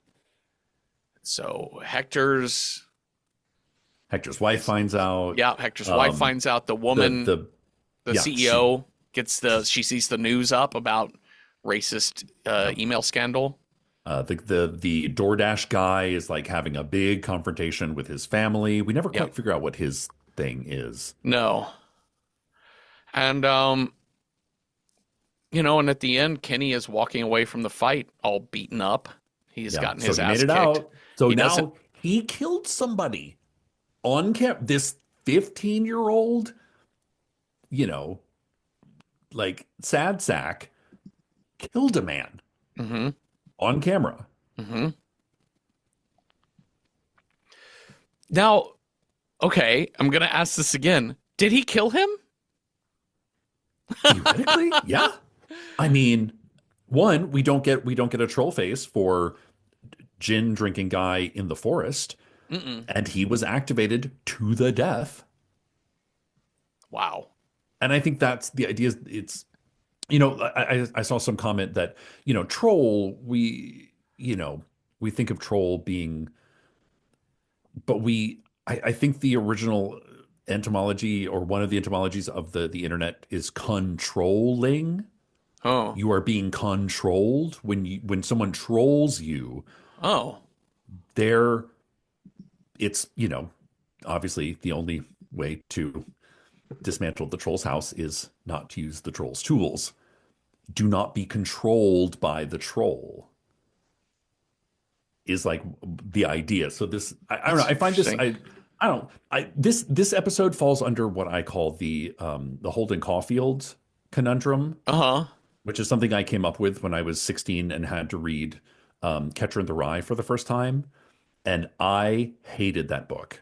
And my best friend loved that book. We had a long discussion about it. And I was like, I recognize the brilliance, but I hate the process of reading this book. I hate the main character. I don't like him. I don't like this book. I recognize that the language, the syntax, the structure, everything is technically virtuosic. That's not a word. Virtuoso. Yeah, virtuosic, yeah. Yeah. But I would rather pull out my own fingernails than have to read this book again. Yeah. Yeah, I think that's it with this video. And I think this episode of Black Mirror. And I also think to me, it's less than virtuosic, because I just don't think it doesn't ever land, right? It lands in nihilistic cynicism, which I think can be done but it's still like it's not firmly in that ground. Like I think it's a little confused, because I think it leaves it too open. What happened to the man in the woods? Is he dead? Was Hector sleeping with boys? Was that what the DoorDash driver guy was doing? Right. Why is this one CEO just doing racist email stuff? Yeah. Like, don't we live in an age where people just say racist shit all the time, but they're big and powerful, so they just get a job elsewhere? How much at risk is she really? Yeah, and then finally, like, at the end, Kenny gets the troll face as well, and his mom calls him and is like, "What did you do, Kenny? They're saying it was kids, that you were looking at kids on the internet." Yeah. And I get that, like, we framed him as having looked at child porn, but all of this is to say you have a whole trail here. Yeah. You know what I mean? You have a paper trail, and it's not that your life isn't going to be hell. Yeah, in fact, you are going to prison, because if you did kill a man, even if you were pressured into doing so, and you definitely robbed that bank. And yes, you definitely did that as well. So you're fucked. However, the whole, like, child porn thing is just, it doesn't quite sit right. Like, I guess he's labeled with that, but like, That's it. also, he's labeled with you robbed a bank and you murdered a man. Well, the idea is that if he had stopped, thought about Uh, it, paused, and taken, be like, fuck this. I'm not giving you my phone number. yeah. Docs at will, Yep. and had like been like, this group is making shit up about me, gotten a fucking good lawyer, put it in the local newspaper, and had not been controlled, he would have not committed murder. He would have not robbed a bank Yeah. and done these crimes. Yep. I think your Catcher in the Rye example is a really good one in that it's just that was my aggravation with this Yeah. episode was it's similar to yours with Catcher in the Rye. I'm like, this is not for me. I get what you're saying. I get what you're doing. Well But I done. don't like it. But I This is do a not masterful, like. this is a very well prepared dish that I do not like the taste of. This is like at the end of Ratatouille, where like the restaurant critic finally eats the ratatouille that Uh-huh. he's like, there's no way this could be an elevated dish. And I agree with him up until he says he likes it. Cause I'm like, there's no way that shit's any good. Ratatouille's disgusting. And there's no way you can elevate eggplant and squash to taste good. Fuck that shit. Glad you like it. Let's talk about Metalhead. Oh, Metalhead. I like this one. And I love this one. Or and it was Metalhead. interesting. Okay, one, it's the shortest out of all the Black Mirrors. Hmm. It has the least amount of characters. It's visually completely different. It's all shot in black and white, which I find interesting. But I was kind of looking at some comments on this. People don't like this episode, or they think it's dumb. And Interesting. again, when you get to the last shot, the twist last shot of it, you do go, "Oh, Jesus Christ." What, where she's gonna just kill herself and all the dogs No. are oh. It's what she was searching for, what the three of them were searching for the Oh, entire yes. time. Yes. That made people go, "Are you fucking kidding me?" I sort of liked that because I think at the heart of it, this is a political cartoon, this Oh, yeah. episode. And I think it's important in a political cartoon to have the big visual representation of how absurd Yeah. everything is. You need a punchline, You do need a punchline. And and it's got to make it punchy. the absurdity is because so at the Stop and Shop Atlantic Barclays Center Okay. here near where I live, I've gone in there and they have one of those dumb like robot things that moves in and around the aisles that's basically just it's kind of the shape of just like a tall cylinder, like a 6 foot tall cylinder. It's got like a face Okay. drawn on it, and there's like cameras on all sides. So it's just a shoplifting deterrent So type it's like of a device. Dalek. Basically, and it doesn't do anything but move around, and if you bump into And it, video. it'll just kind of like a Roomba. It will Mhm. just do some other bullshit. But this Metalhead really is about what happens in a post-apocalyptic world where there's no one left to manage those devices. It's not that we've reached a singularity. The machines We have not, made this shit. we made this shit, and the machines haven't outsmarted us. What we've built is a thing with an algorithm, with a program Yeah. to do something at all costs, and there are no humans left to manage them. To turn them off. And did the machines kill us all, or possibly that seems Yeah, to be I think the that, I implication? think the machines killed anything that move. Yes. Now, there's two articles. One that I sent you, Uh-huh. and one that was so scary I couldn't even open it because I don't like it. Yes. So the one I sent you is of a robot dog that now patrols Mar-a-Lago. Yep. That apparently is like a whole thing that says like they have to write "do not pet" on this fucking robot dog. Yeah. But it's shaped like these metalhead dogs in this Yeah. episode. The other that I was like, I can't even go down this rabbit hole, is that Amazon has made these sort of Amazon box warehouse robots Yeah. that can kind of videotape and control Yeah. I was like, no, I can't. I need to turn this off and go to bed. Yeah. This is And just going to make me mad. So I did not get any more information than Amazon warehouse robot security. And I was like, okay, good night, everyone. it's one thing to make a robot that is just for camera. That's already Security. Yeah. security camera stuff. And that's already disturbing enough. I I mean, mean, but that's that like is, 1984. and it's also like a mobile version of like red light cameras, right? Yeah. Or CCTV. Totally. But once you start designing machines that don't necessarily think on their own, but live under a program and can start seeing, hearing, smelling, tasting, feeling Yeah. And humanity killing. and And killing, and then killing. well, and then you like an armament in any way, Yeah. like it's a booby trap, but it's Yeah. mobile and it's has the intelligence of maybe a 3-year-old child, right? Yeah. And yeah, I think that that's the true terror here is Yeah. it's like RoboCop. You've built a machine. Yeah. What if it what if it falls into the hands of somebody else, or what if it is not refined enough to be able to identify who I'm supposed to kill? Exactly. Yeah. I think that's one of this. I mean, this, as you said, this episode is very thrilling. To me, the scariest part about this episode is what happened here? Yeah. How did we get to this? Which I think is what I love about this episode, that they give you no direct answers to that. No. You just see the aftermath. And then I'm Yeah. like, brilliant. Love this. Yeah, and I think the question of how people got like this is beside the point. I mean, probably the robots did it, but also in a world where A people lot of are shit could have gone wrong. humans have built a lot of things that need humans to keep them sustained. Yeah. One of those is nuclear energy. Yeah. And when humans are gone, you can't just shut down a nuclear factory or nuclear power plant. I mean, there have to be humans there to manage the waste, basically, and the reactors. Do you remember when we watched Night of the Comet? Yeah. And we were like, man, this power system seems like we were going through like all the things in that movie that were like, yeah, you can automate those sprinklers, but who's working down at the water plant Right. Yeah. to make the. And so if there was a pandemic or a nuclear war or whatever, a climate disaster that killed most of the humans, Yeah.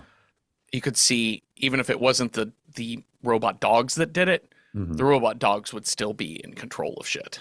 Yeah. But these, yeah, all we know is we have Bella driving this car with Anthony and Clark. We sort of get the sense that they live at some compound. They have been sent out to this warehouse saying, like, we've got to find the thing because I promised my sister we would help him. Yeah.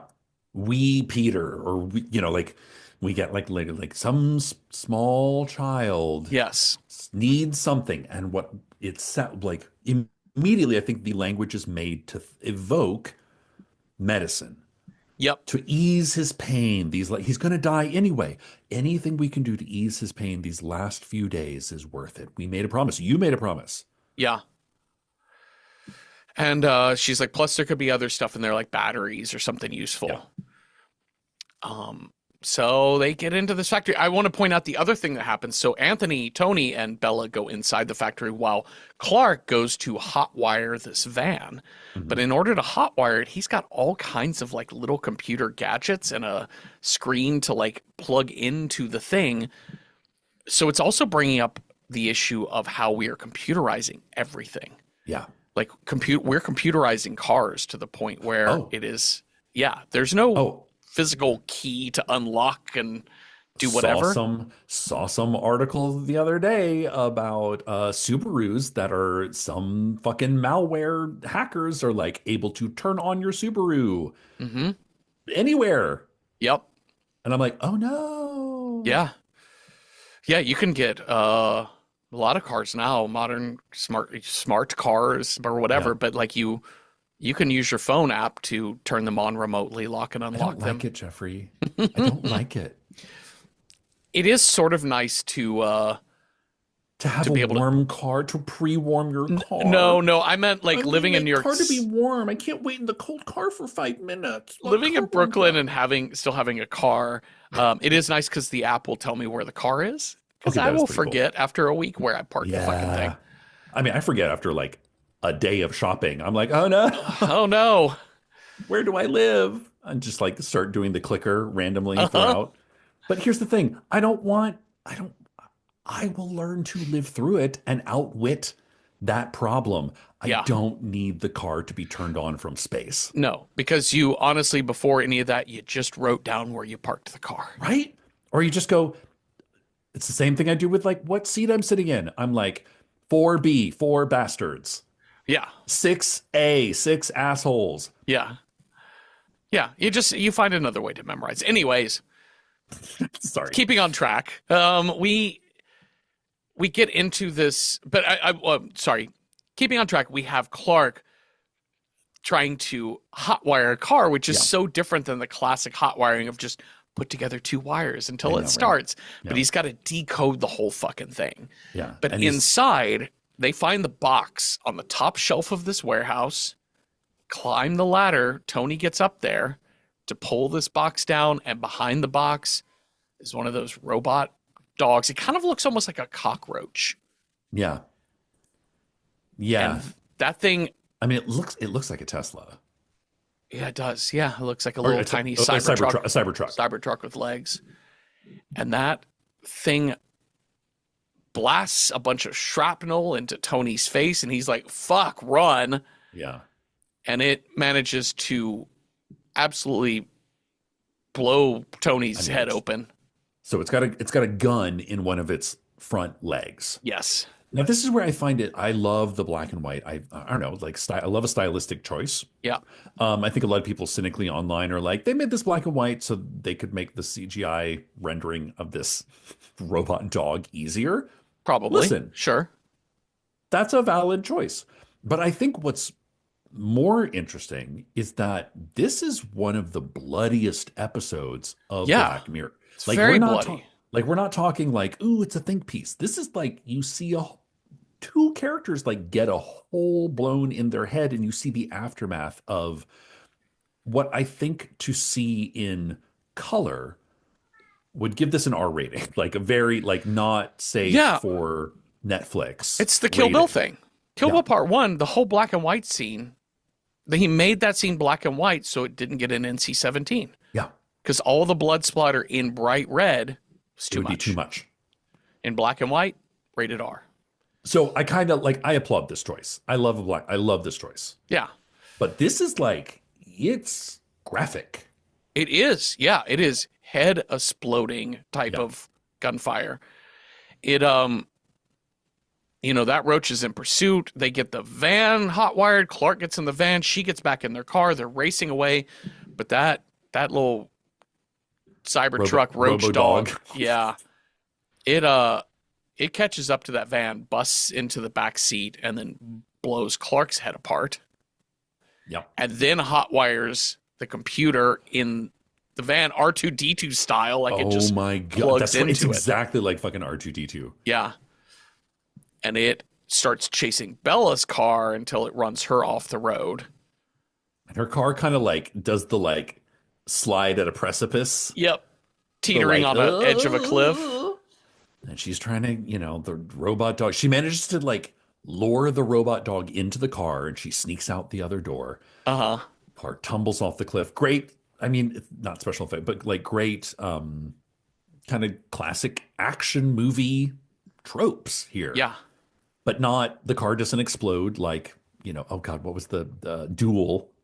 Just Okay, like the yep, most yep, yep. ridiculous car explosion. No, this is a ever. very realistic car fall. Very realistic because that robot is not dead Nope. because you And can't kill a robot. no, and the robot gets one of its front legs pinned The one in the with wreckage. gun. The one with the gun. So it no longer has the gun, but it has to like tear its own leg off. Fucking horrifying. Oh, so horrifying. And it's like I love the sort of the way the story is told. So we're kind of like watching Bella has like it's like watching a chess match of like damage is done to both sides, and then you watch them kind of retreat and repair Yep. and then move forward. So like while we're watching the robot dog try to fucking figure its way out of this car wreck, we're watching Bella have to like cut open her leg, pull out the tracker. Her bottle of medicine is broken. She has water. She tries to wash it off. She drinks the water. So it's kind of like even when even when you think you're quote unquote safe, you know you're not safe. When she hides up the tree and Yeah. and it comes and just like sits down like a cat by the Yeah. fire at the base of the tree, and it will It's in activate when she resting makes resting mode. noise. Yeah. Yeah, and it will activate when she makes any noise or does anything, and then it will go into sleep mode.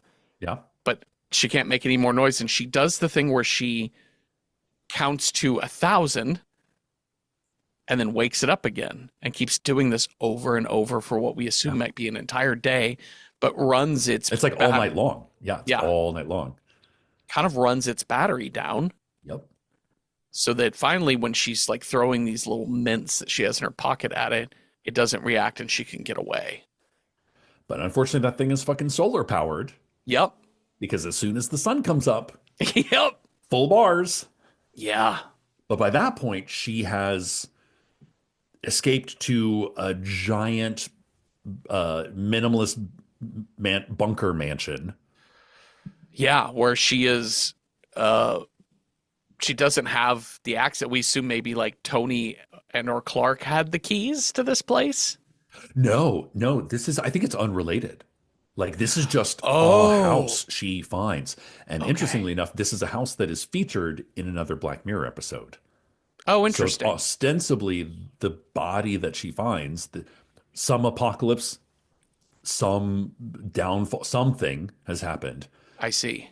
And the person in this house has killed themselves because they wanted no part of life moving forward. Right. Yeah. So, oh my God. So but she does notice they have a Range Rover out front.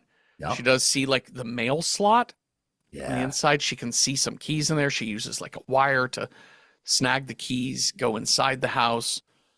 That dog is still fucking tracking her Yeah. because it can Because it can see her see movement. blood. Yep. It can see blood splatters on the ground, which I'm like, okay, Yeah. if you can get a wound to stop bleeding, it's it's not going to like dribble that No. much. No. But okay, sure, why not? Fine. Fine. It's just Gore, relentless yeah, monster thing. And yeah, it's she gets upstairs in this house and she finds this bloody dead two, I think, yeah. two people, right? Is Or there is it just two? one? Maybe. I don't know. Anyways, she at least finds a dead body that But has, shotgun in hand. yep, and blood splatter behind its head on the wall. And she is, trying to hold back a little vomit as she digs in that pockets of this decayed corpse, Finds the keys. finds the car keys, and finds a shotgun Yeah. and some shells. You have found shotgun shells. She's like cleaning herself up, and that fucking dog is Yeah. letting itself in again, R2D2 style, just like, And I love the idea of like we watch her have to MacGyver her way into this house. uh-huh, It's like all the things that like when you are in a pre-technology, post-technology, whatever, you don't have Robo Dog. You don't have boop boop.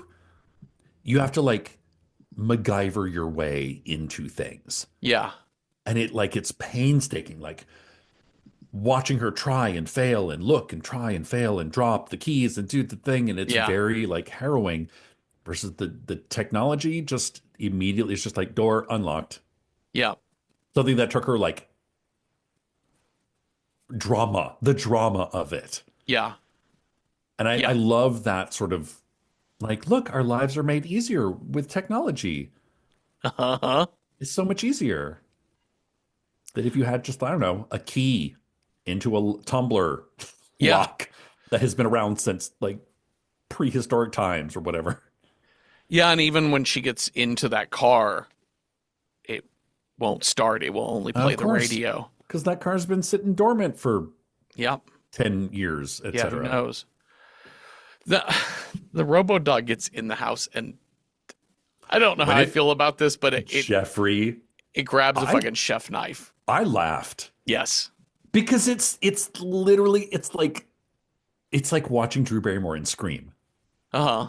You know, it's like it's the like classic horror movie of like, oh no, I'll get it, but it's watching a robot dog being Yeah. like, then yeah, I can fit this on here, and it becomes like the driller killer or like the thing from Phantasm. Yeah, totally. Because it spins it really fast. It's just I cackled. Well, the way she fights this thing off before she gets to the car is, So smart. yeah, she as it comes upstairs, she instead of shooting it with the shotgun, she throws paint all over it. So it's blinded. It gets blinded. Take It out those does sensors. it does manage to stab her in the leg pretty good, but Yeah, what's going after the wall? She like throws the paint, do the whole thing of like, throw something over there.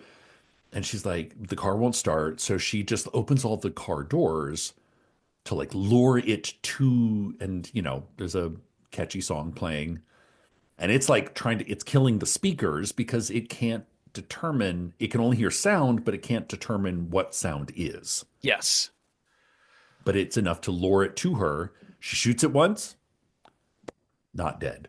Yep. It driller killers her leg, She reloads and shoots it again, but and in it its manages in last its death throes to like fucking moment, poof, it shoots those sensors out that lodge in her face and neck and yeah, arms, legs. So she goes back into the house, into the bathroom. She has like a little walkie-talkie shortwave radio thing and manages to reach out, but no one is responding this time. yeah, yeah, She's like, listen, this is just to say I'm not coming back. And tell Graham that I love him. I love you, Graham. I love all of you. I always have. She's kind of looking at, there's like one of those blinking sensors is like right in her yeah. Because it's vein, like jugular like you can area. take something out of your leg, and she's like, oh, you can see her just be like, fuck, I'm gonna have to do this to my cheek, but you can't do it like From when your it's neck. next to an artery. Yeah, Yeah. So the camera like pans away just as she's holding the knife up to her throat, and you sort of know what she's about to do. And then the camera keeps panning, and all those blinking sensors in her body, it pans all the way outside, and we just see a landscape filled with a bunch of those robot dogs running at the yeah. house. It's like all the places where the major points of action in the episode took place. So Uh-huh. like around the car, around the cliff, around the tree, places where the robot would have been like, send help here. Yep. Yep. There's like dozens of these things.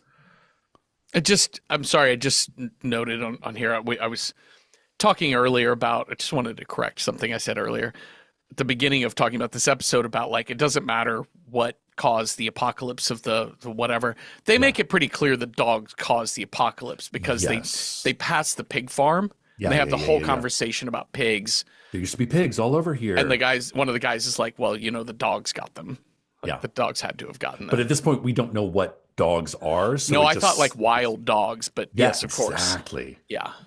And also, the information or the idea where they're talking about that, they're like, what kind of society where your nose is the same height as your asshole? And she says like an equal society is Uh-huh. clearly an Animal Farm reference. Yes.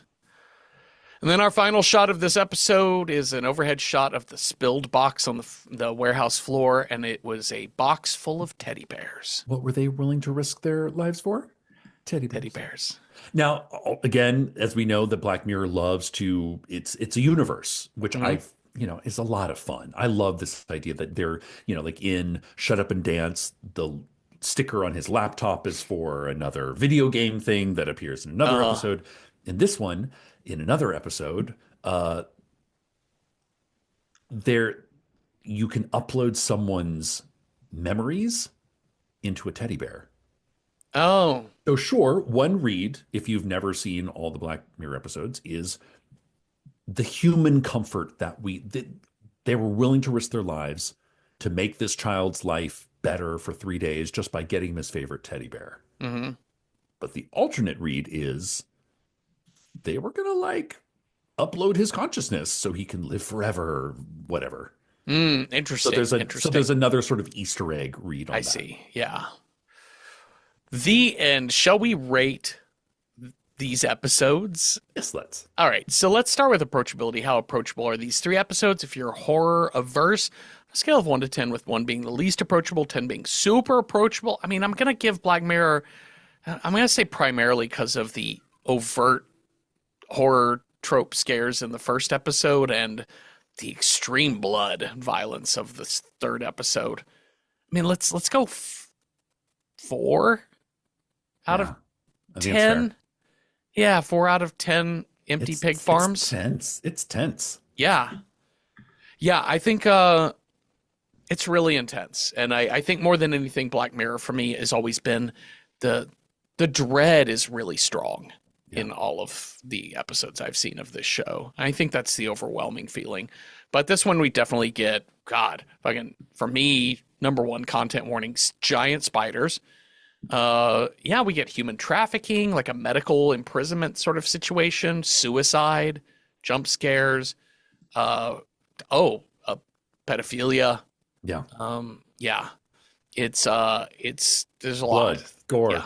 Blood and Um, gore. Yep. So bleak as hell. So I will say approachability 4 out of 10. Empty Pig Farm, Cecil, to speak nothing of approachability. How do you rate these as a horror television program? as a horror television program, I can say they're pretty darn good. Like, I think this really captures kind of the spirit of the Outer Limits, Twilight Zone. It is think pieces revolving around the dangers of technology, the horrors of technology. And I was talking with you, Jeffrey, earlier that we picked three of the scariest episodes. Other episodes are more romantic, more light, more mind fuck and less tense. But I think this is a pretty good example of the horror side of Black Mirror. So for that reason, I would say 7 out of 10 uh, malware viruses. Yeah, great. Excellent. All right, let's see what we're going to watch next. You've got a scare die, I've got a style die. Let's roll those up and see what movie matches those two things. Cecil, on your scare die, if you roll a 1, next movie scare is phenomenon, something with like a superpower. 2, vampire. 3, normal people. 4, mother nature. 5, haunted. Or 6, witchy. What's our scare?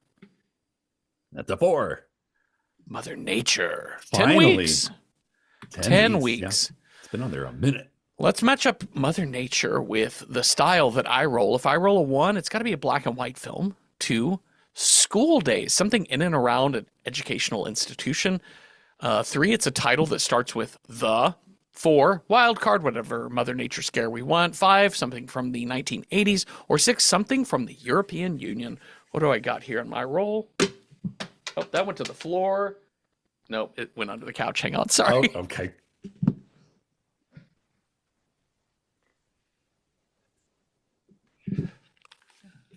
I'm bad at cracking eggs and I'm bad at rolling dice. Let's try this again. All right.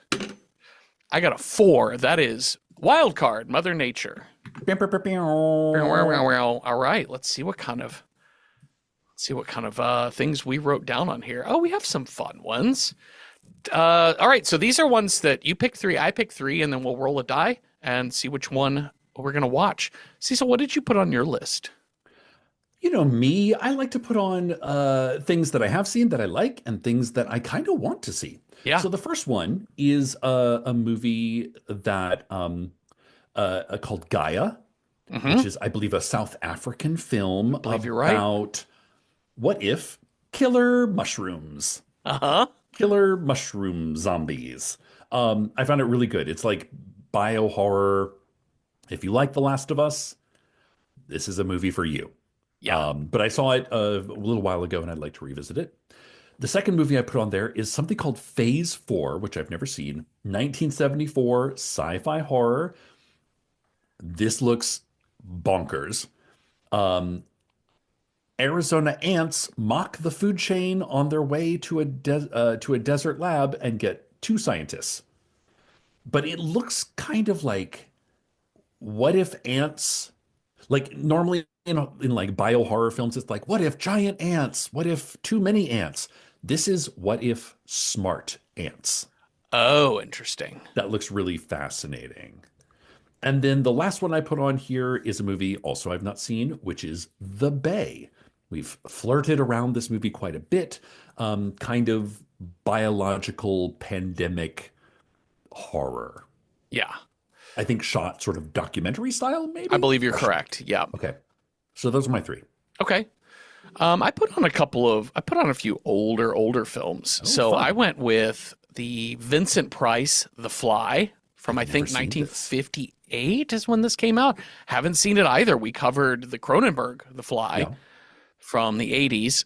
Really loved that. I would be really curious to see the original movie, The Fly. I just wonder if they just put like a fly head on someone's body. I'm guessing they have I to. I'm think guessing it's going to be less gloopy gloppy a little than more schlocky. yes. And I also put on here the original Roger Corman Little Shop of Horrors from I've never seen 1960. this. Now, is it, I mean, this is definitely, it's comedy with horrifying It's a elements, dry right? comedy with horror elements, whereas like Okay. the 80s musical is a musical wacky comedy Yeah, yeah, with yeah, dark elements. This one is still it's more about the trope of the man-eating plant sort Okay, of sure. thing. Yeah. I think it's a little educational. I also thought of not doing this and doing the birds instead. And I would be that one. open to that, to replacing, because we've never covered the birds. So No, we maybe haven't. maybe Little Shop of Horrors is a little bit more for fitting into a different situation. Maybe what we want here is the birds. Okay. Because okay. I can What do see you a case think? for either. This is your wild card, Jeffrey. This is Okay. choose your own adventure. I think either, I'd be interested in watching either. Also, just because I recently read the original short story, The Birds, Yes. and it's Yeah. very different than the film. And I would, I love a side by side comparison. But I just read the short story too. I've never seen the film, so you've never seen the film. I've never seen the birds. Live your dream, though. Okay. I am putting on, you can hear me typing right now. I'm going to put the birds on this list instead of Little Shop of Horrors. I do want to cover Little Shop of Horrors in honor of Sarah Griffin's new novel, which has a plant of man-eating variety. Yeah. I think it would be really fun, but let's come back to it. I'm going to say the birds It's also is more of an alien film, isn't it? the musical. Oh, a total eclipse of the sun is more alien versus the original is more like it's a Venus flytrap. Yeah, in the mall. Okay. Yeah. But listen, I love The Birds. I've Yes. not seen it in over a decade. Would love to revisit. And then finally, I put on here because it's one of maybe my favorite Stephen King novel is Cujo. Great. Never seen this movie. It's been a And- minute since I've seen this one too. So, yeah, I mean, killer dog, but lots more going on with that. And so I'd be curious to see the, It's a very survival horror. yeah. He was a good boy. Cujo was always a good Such boy. a good boy. I Yeah. love my rabies dogs. Mhm. That dog. All right. So your turn or my turn to roll to see what movie we get. Oh, I can't remember. All right. Well, I guess you roll. I'm bad at rolling. Okay. All right. All right. So line it up. What do we got here? Okay. Number 1. If you roll a 1, it's Gaia. 2, Phase 4. 3, The Bay. 4, The Fly. 5, The Birds. Or 6, Cujo. That's a 5. We're going to do The Birds. Hey. I'm glad I switched that out. A last minute change. I'm glad I switched that out because it's I think it's homework one. I think it's horror 101. for And sure. also yeah, Have we- kind of want to watch a classic. Have we done a Hitchcock since Psycho? I don't think that we have. No. All right. Let's do The Birds. Hold on, double check. I'm pretty sure it's available to watch. But I was alarmed to find out that Rebecca was not available to watch. Oh yeah, no, that's one that is classically in and out of. Yep. Birds is up for rental, so we can watch that.